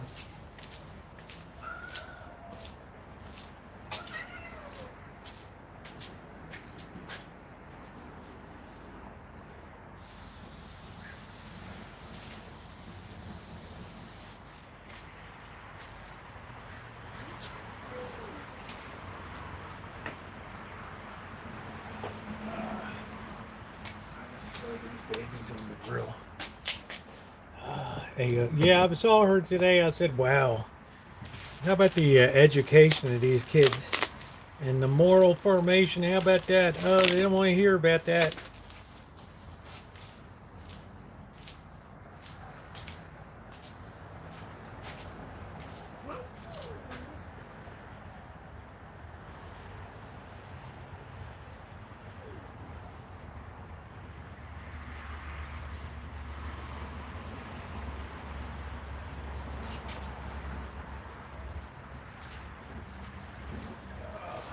I don't want to see anybody gun her down.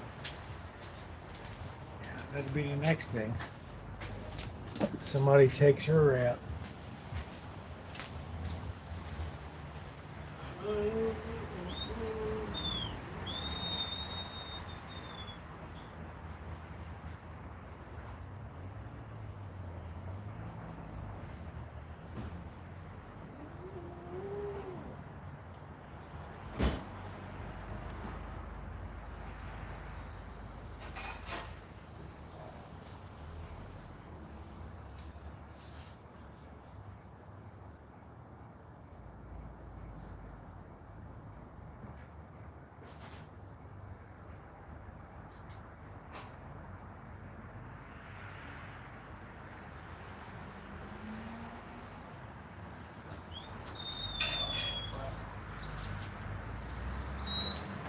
We would like to see Amanda hug and kiss raging.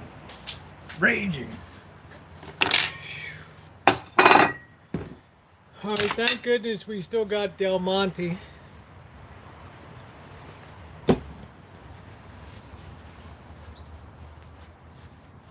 No, they don't, Chef.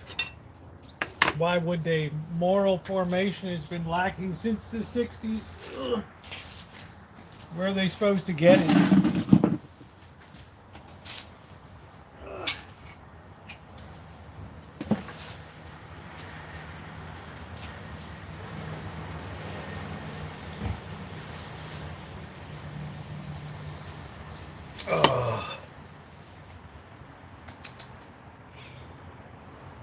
You got the weirdest little meow.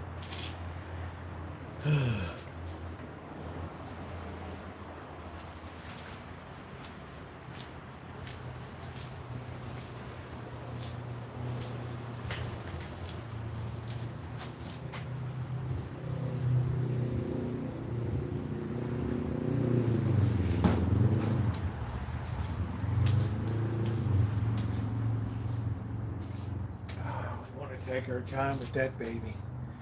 We're gonna have to rebuild and get a new rebuild kit on that. Del Monte canned root beer. Del Monte started right here in this town, and Hunt Wesson right out up the road in Sebastopol.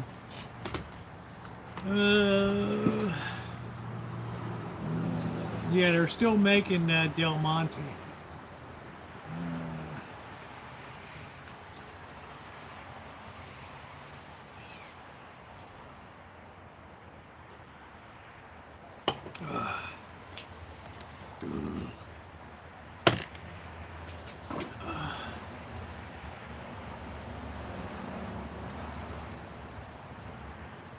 Yeah, the name and the assets. The running is still good value in it.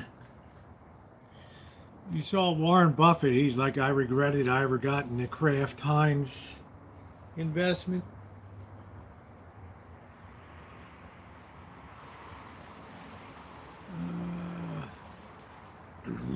Now they're going to break it up.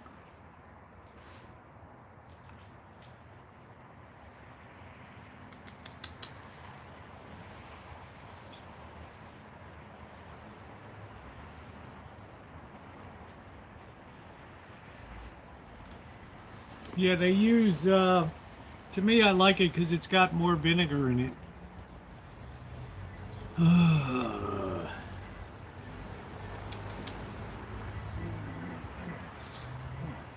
are you doing? Look at Chairman Meow.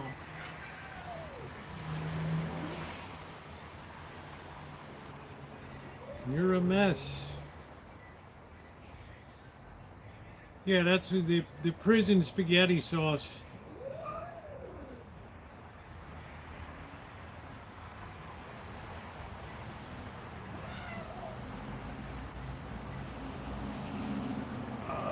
Hold on a minute. I guess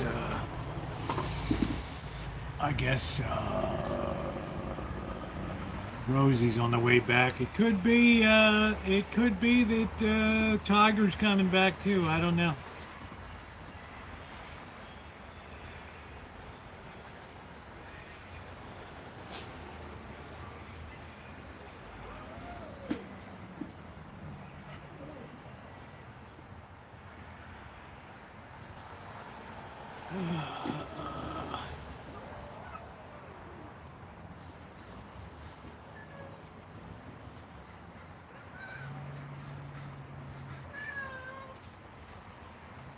Let me go check those stakes. I guess she's bringing the cats back.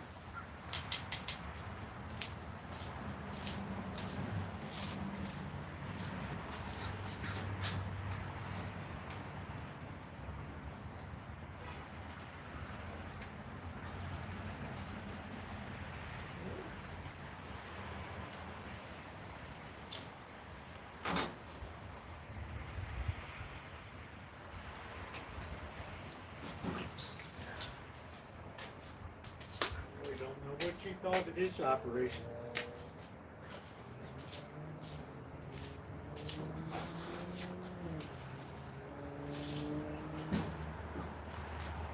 I need to open that gate a little more. Big gates.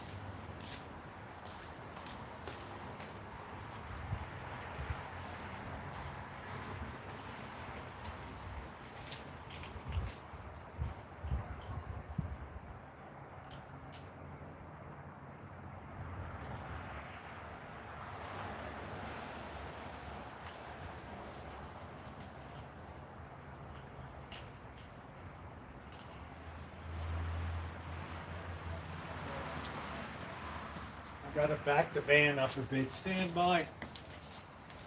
I will be right back. I don't want that meat to burn. Sensitive as that is.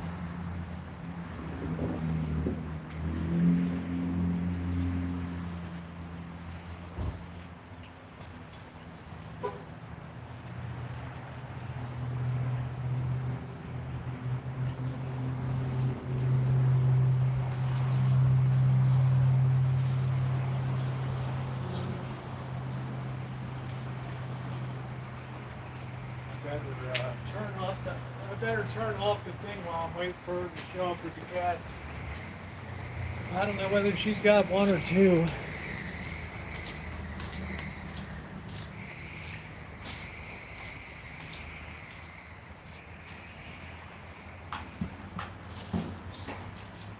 I'm going to turn that off for a while. I don't know whether she's got one cat or two. No. I don't want to ask too many questions. Sometimes I don't think people like me. Good night, Angus Kisses. Yeah, good luck with your dental appointment tomorrow. Yeah, I like the restaurant supply place. I think I'll pick up some olive oil tomorrow.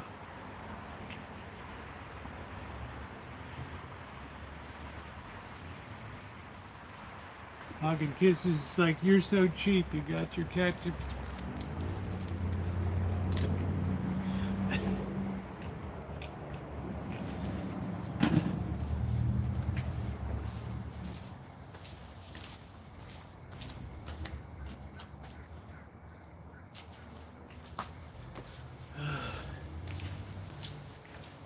This woman kind of spooks the cats.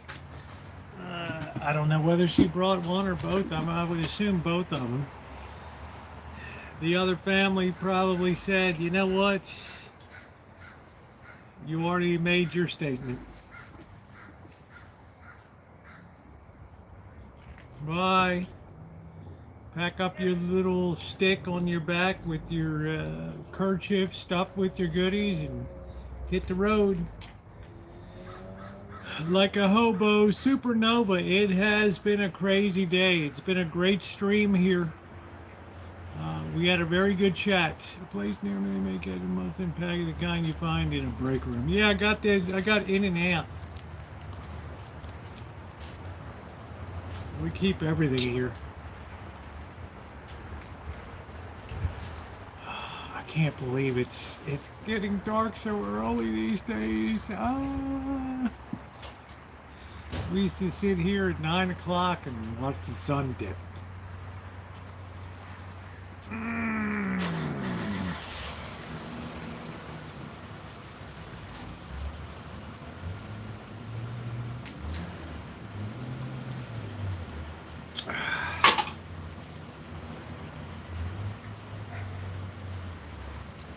I forgot to ask, are you coming over now or for tomorrow? I don't know.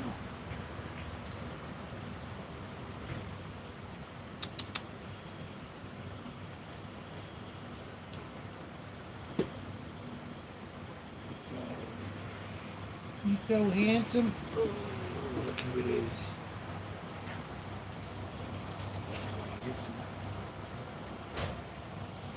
Yeah, thank you, Supernova. It's my outdoor one here. Is your belly gonna bust from all that food?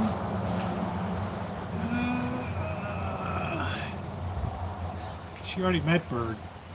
I couldn't believe this operation here.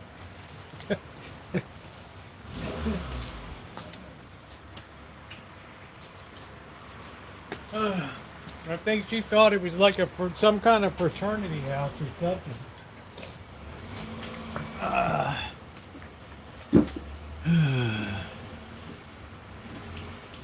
Yeah, they're all gonna want some steak, but it's not what's for dinner.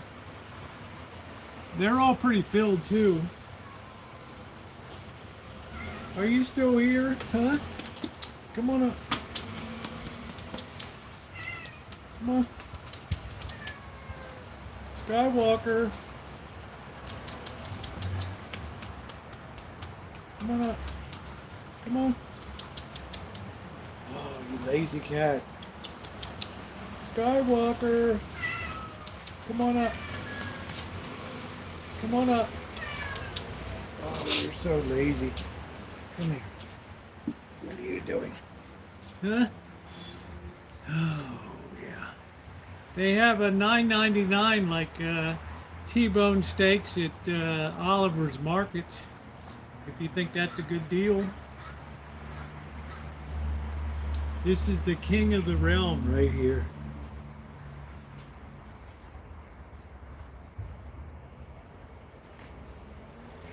He just loves to knead me with his claws.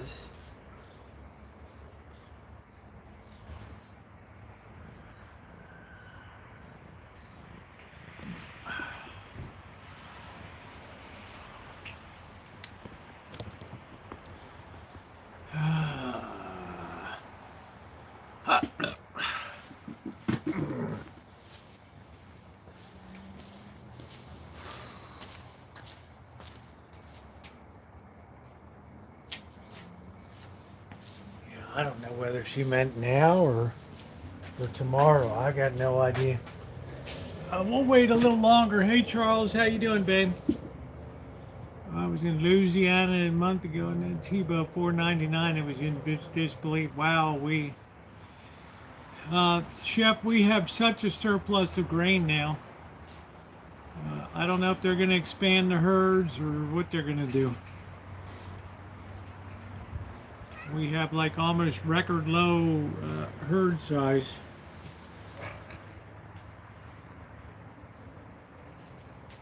I need to have some security cameras mounted up so I can monitor from here what kind of barbarians are infiltrating.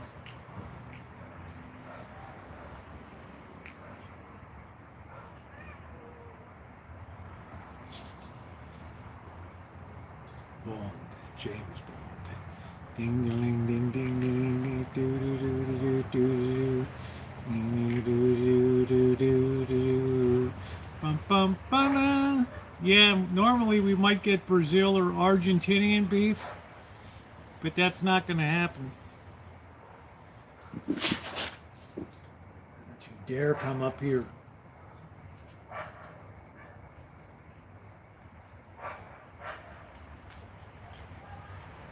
You little monster. Look at these cats jumping up, smells the meat. Even though the thing's hot as hell.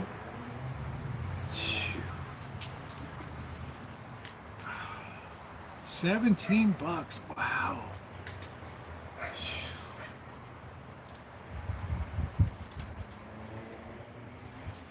These dumbbells are climbing all up here.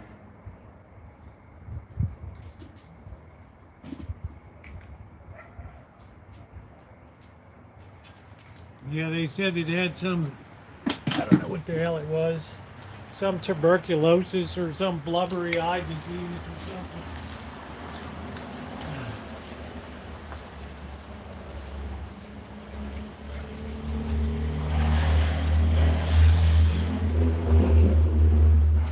All right, I'm gonna eat. I don't know if she's coming tonight or not.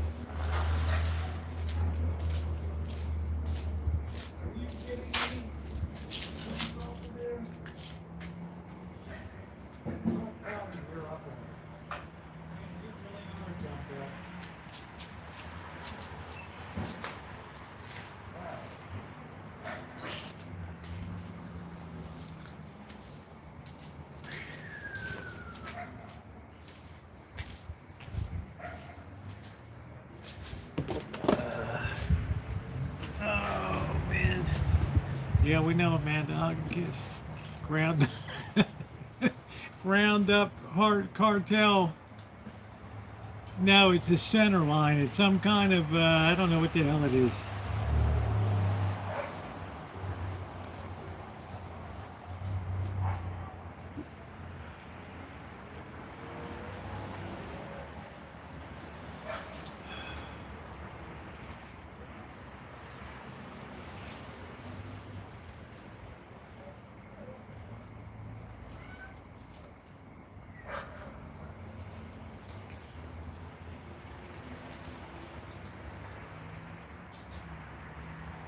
Yeah, they sent that other cat packing, man. They sent that other cat packing. I got a bot fly.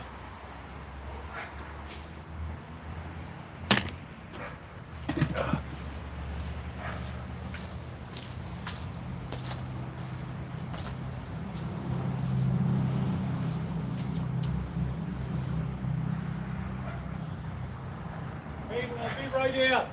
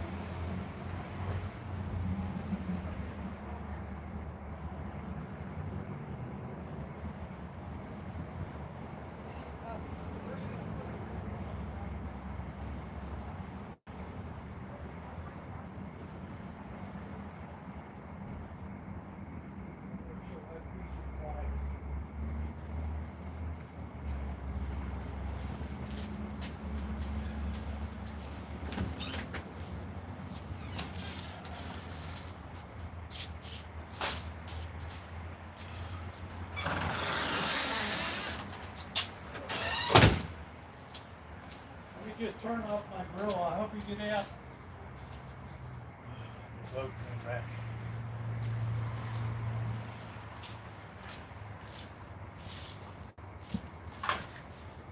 Man, imagine Tiger, the story he has to tell.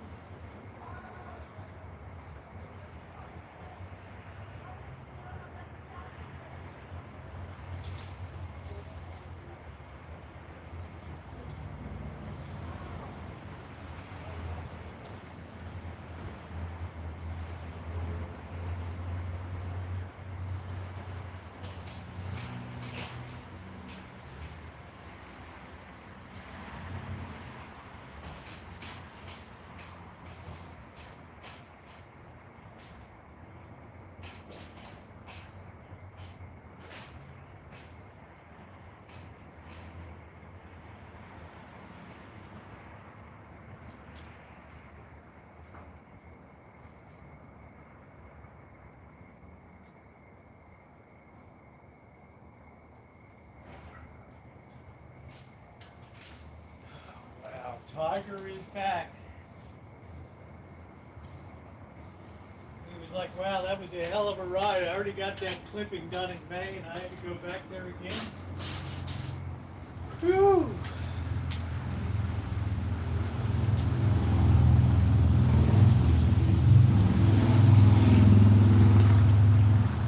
We got the other one.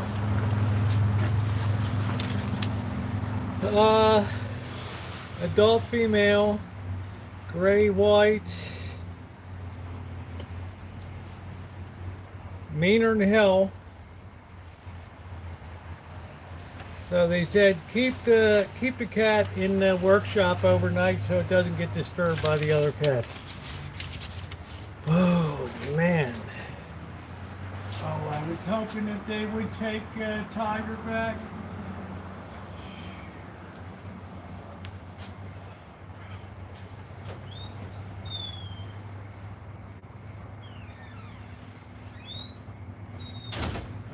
Just don't have good fortune. I just don't have good fortune. Hey, Cindy. We did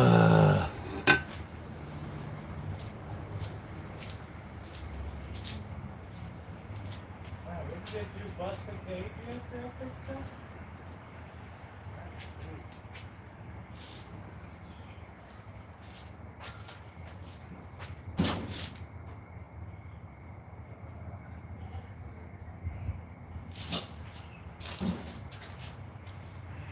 Like they busted it up. We only got one good cage again. Jeez. Oh, hey Cindy. In the name of the Father, and the Son, and the Holy Spirit, amen. Bless us, O Lord, and these I gifts which we're about to receive from thy bounty through Christ our Lord, amen. And may all the souls of the faithfully departed rest in peace, amen. In the Father, Son, Holy Spirit, amen. All right. As Amanda Hug and Kiss told her boyfriends, I'm on it. You can take that for whatever the hell it is. I was really kind of hoping that it would be like, yeah, we ran Tiger over there, and yeah, the family was crying, and they were all busted up. Yeah, Tiger, you've come home. Instead, they're like, yeah, get out of here. Wow, So he's back again. perfectly cooked. Mmm. Mmm. Mmm. Delicious.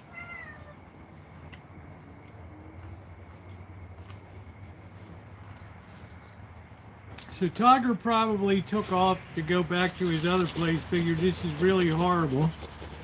Every time I turn around, I'm in a trap. I can't look back because I love you too much, baby. Why can't you see the pain you've done to me? Internationally proclaimed A1.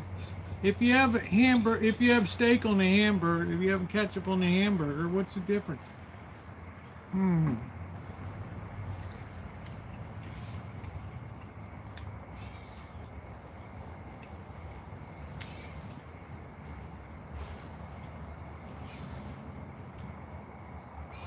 No. My dinner, not yours.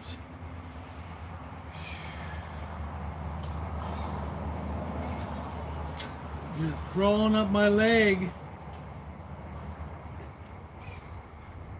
Oh, ow. Oh, what are we doing? Come on, get down. Down.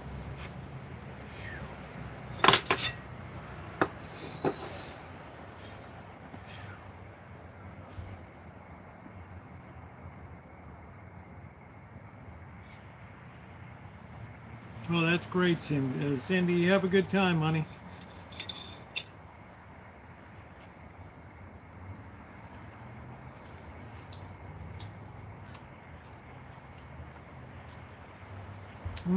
Hey, Paisley.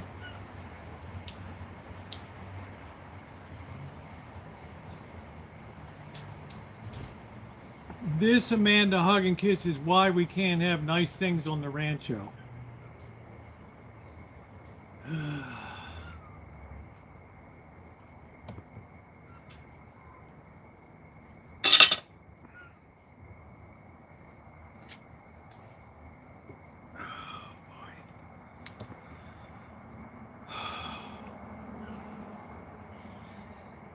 Now it's got his paws on my back. You would think the people would be crying, "Oh, wow, Tiger, you're back. We haven't seen you since May. Let us prepare the fatted cow for your return, the fatted sheep. Oh, yeah, let's have a party. Everybody invited. Tiger's back." Instead, they just sold him down the river. She's like, "Well, they said he probably gets a better deal over here." There he is. What he's in shock.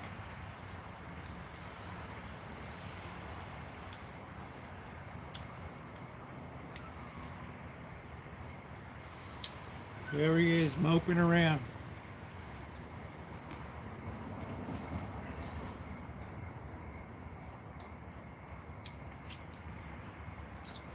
Well, yeah, she's like, they probably won't eat she's like, they probably won't eat for a couple days because of the trauma.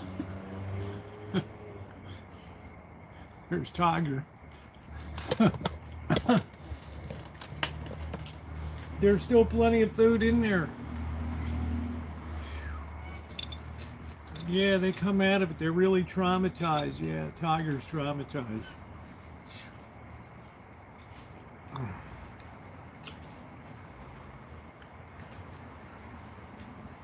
The other cats are looking like, "Where the hell you been?"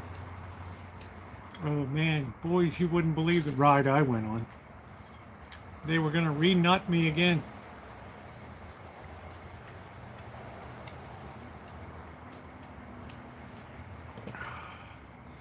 Get down. Get down.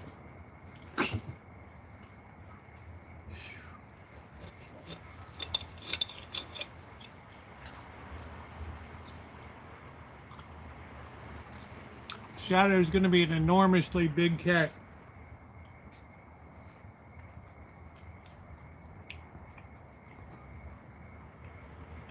No. I got nothing for you.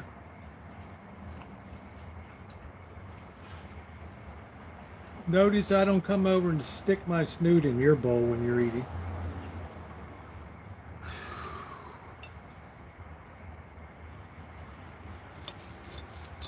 They act like dogs here. Are this bird's doing all right? No, get down. Go on. Down. No, down.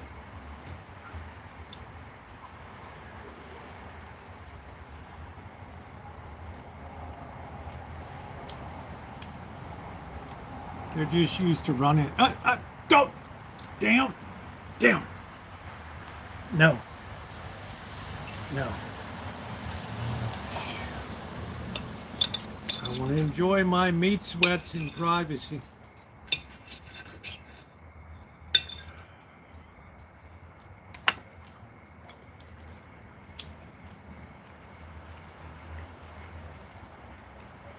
And there's Tiger.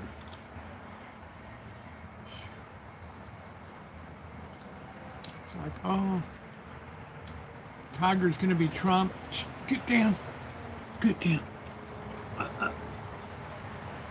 Tiger's going to be traumatized for days. I said, trust me. These cats could be upside down in an airplane and they wouldn't give a shit. All right. As long as there's food service coming, they're just going to roll with it. They don't care.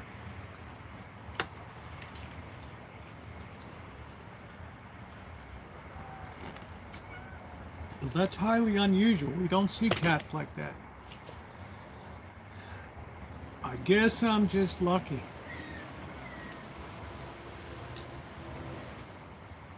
Here he is. He hadn't been out of the car 5 minutes and he's here. Right there. Why don't you go home where they trapped you? Here, because you had a rough ride, there you go. Ooh. Just stay clear of those choppers. Yeah, I opened up with that today, Tommy. Go back and redo the chat.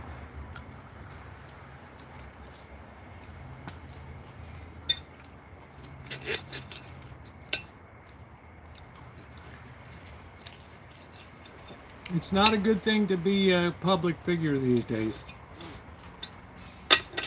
Left, right, center. It's a tough thing. No, I wasn't a fan of Charlie Kirk because I'm a totally different generation.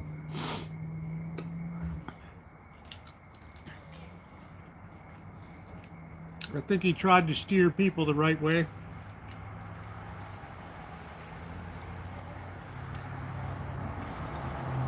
But I don't know a lot about him.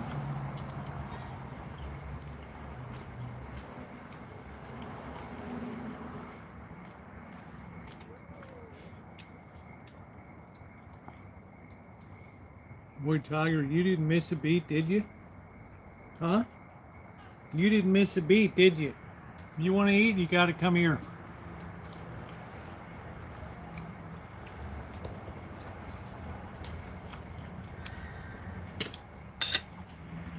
Down. Can't have nice things.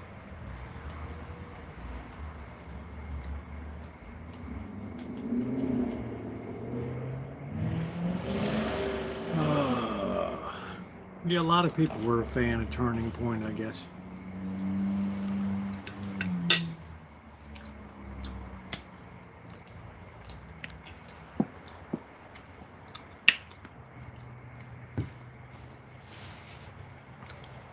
No, tigers. These cats. It's terrible when they come home. They're traumatized. They can't eat for a week. Yeah, it's a rare one tonight, Tommy. I have a little bit of steak tonight. Do you mind? Down.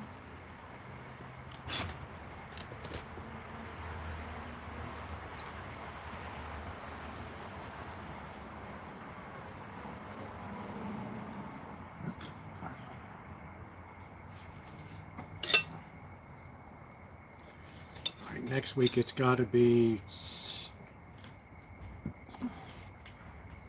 Magic and Rosie and baby socks.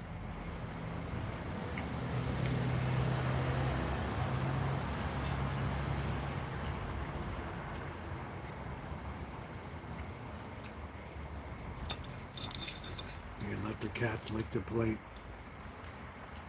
Hey, happy face.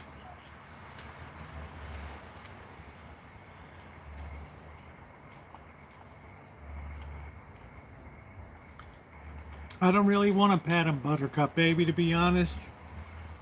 The cat doesn't mean anything to me. It's like an illegal alien just landed here.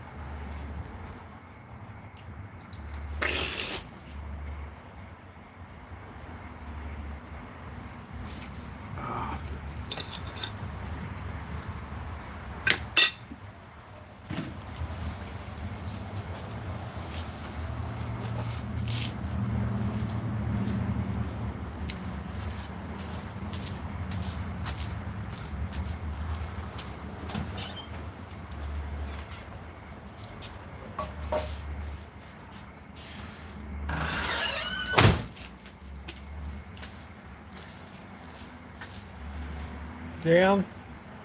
Down.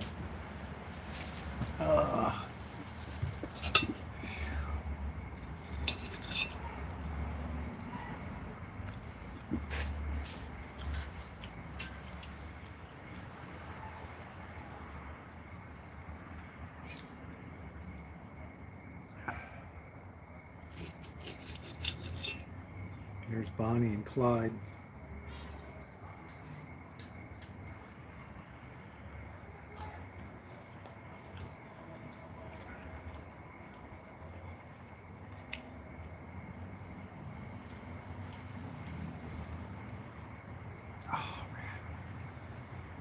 Oh, man. Tiger never missed a beat. He's like, oh, I've been on this road show before.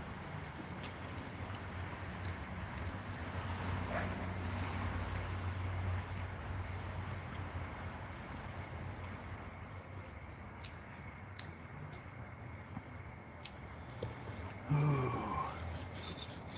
I'm not a cat hater.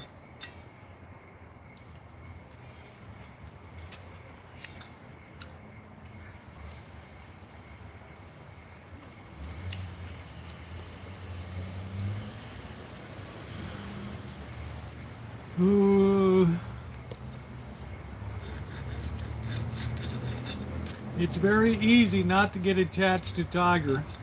He's never exhibited one bit of kindness in 2 years.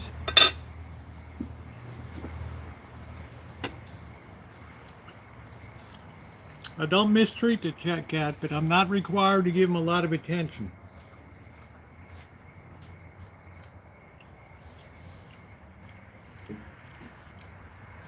Are you kidding, Ilva?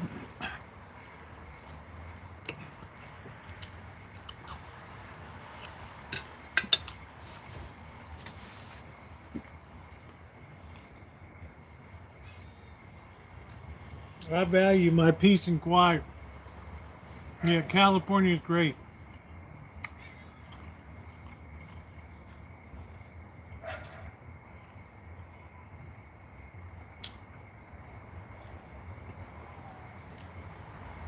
It'll be a little hard to get those little mongrels.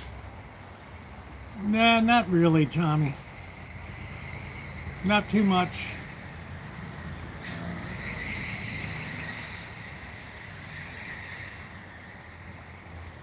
I wish I had a blow dart to tranquilize him.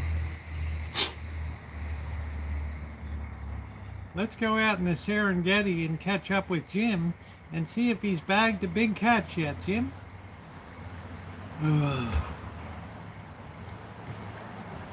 Alright guys, well that's going to do it for me tonight. A pretty wild night, pretty sad night for America. Tomorrow's a better day. Say a prayer for this nation. It certainly needs it. For healing. Thank you, Ronnie, if you're still here. Thank you very much for everything that you do.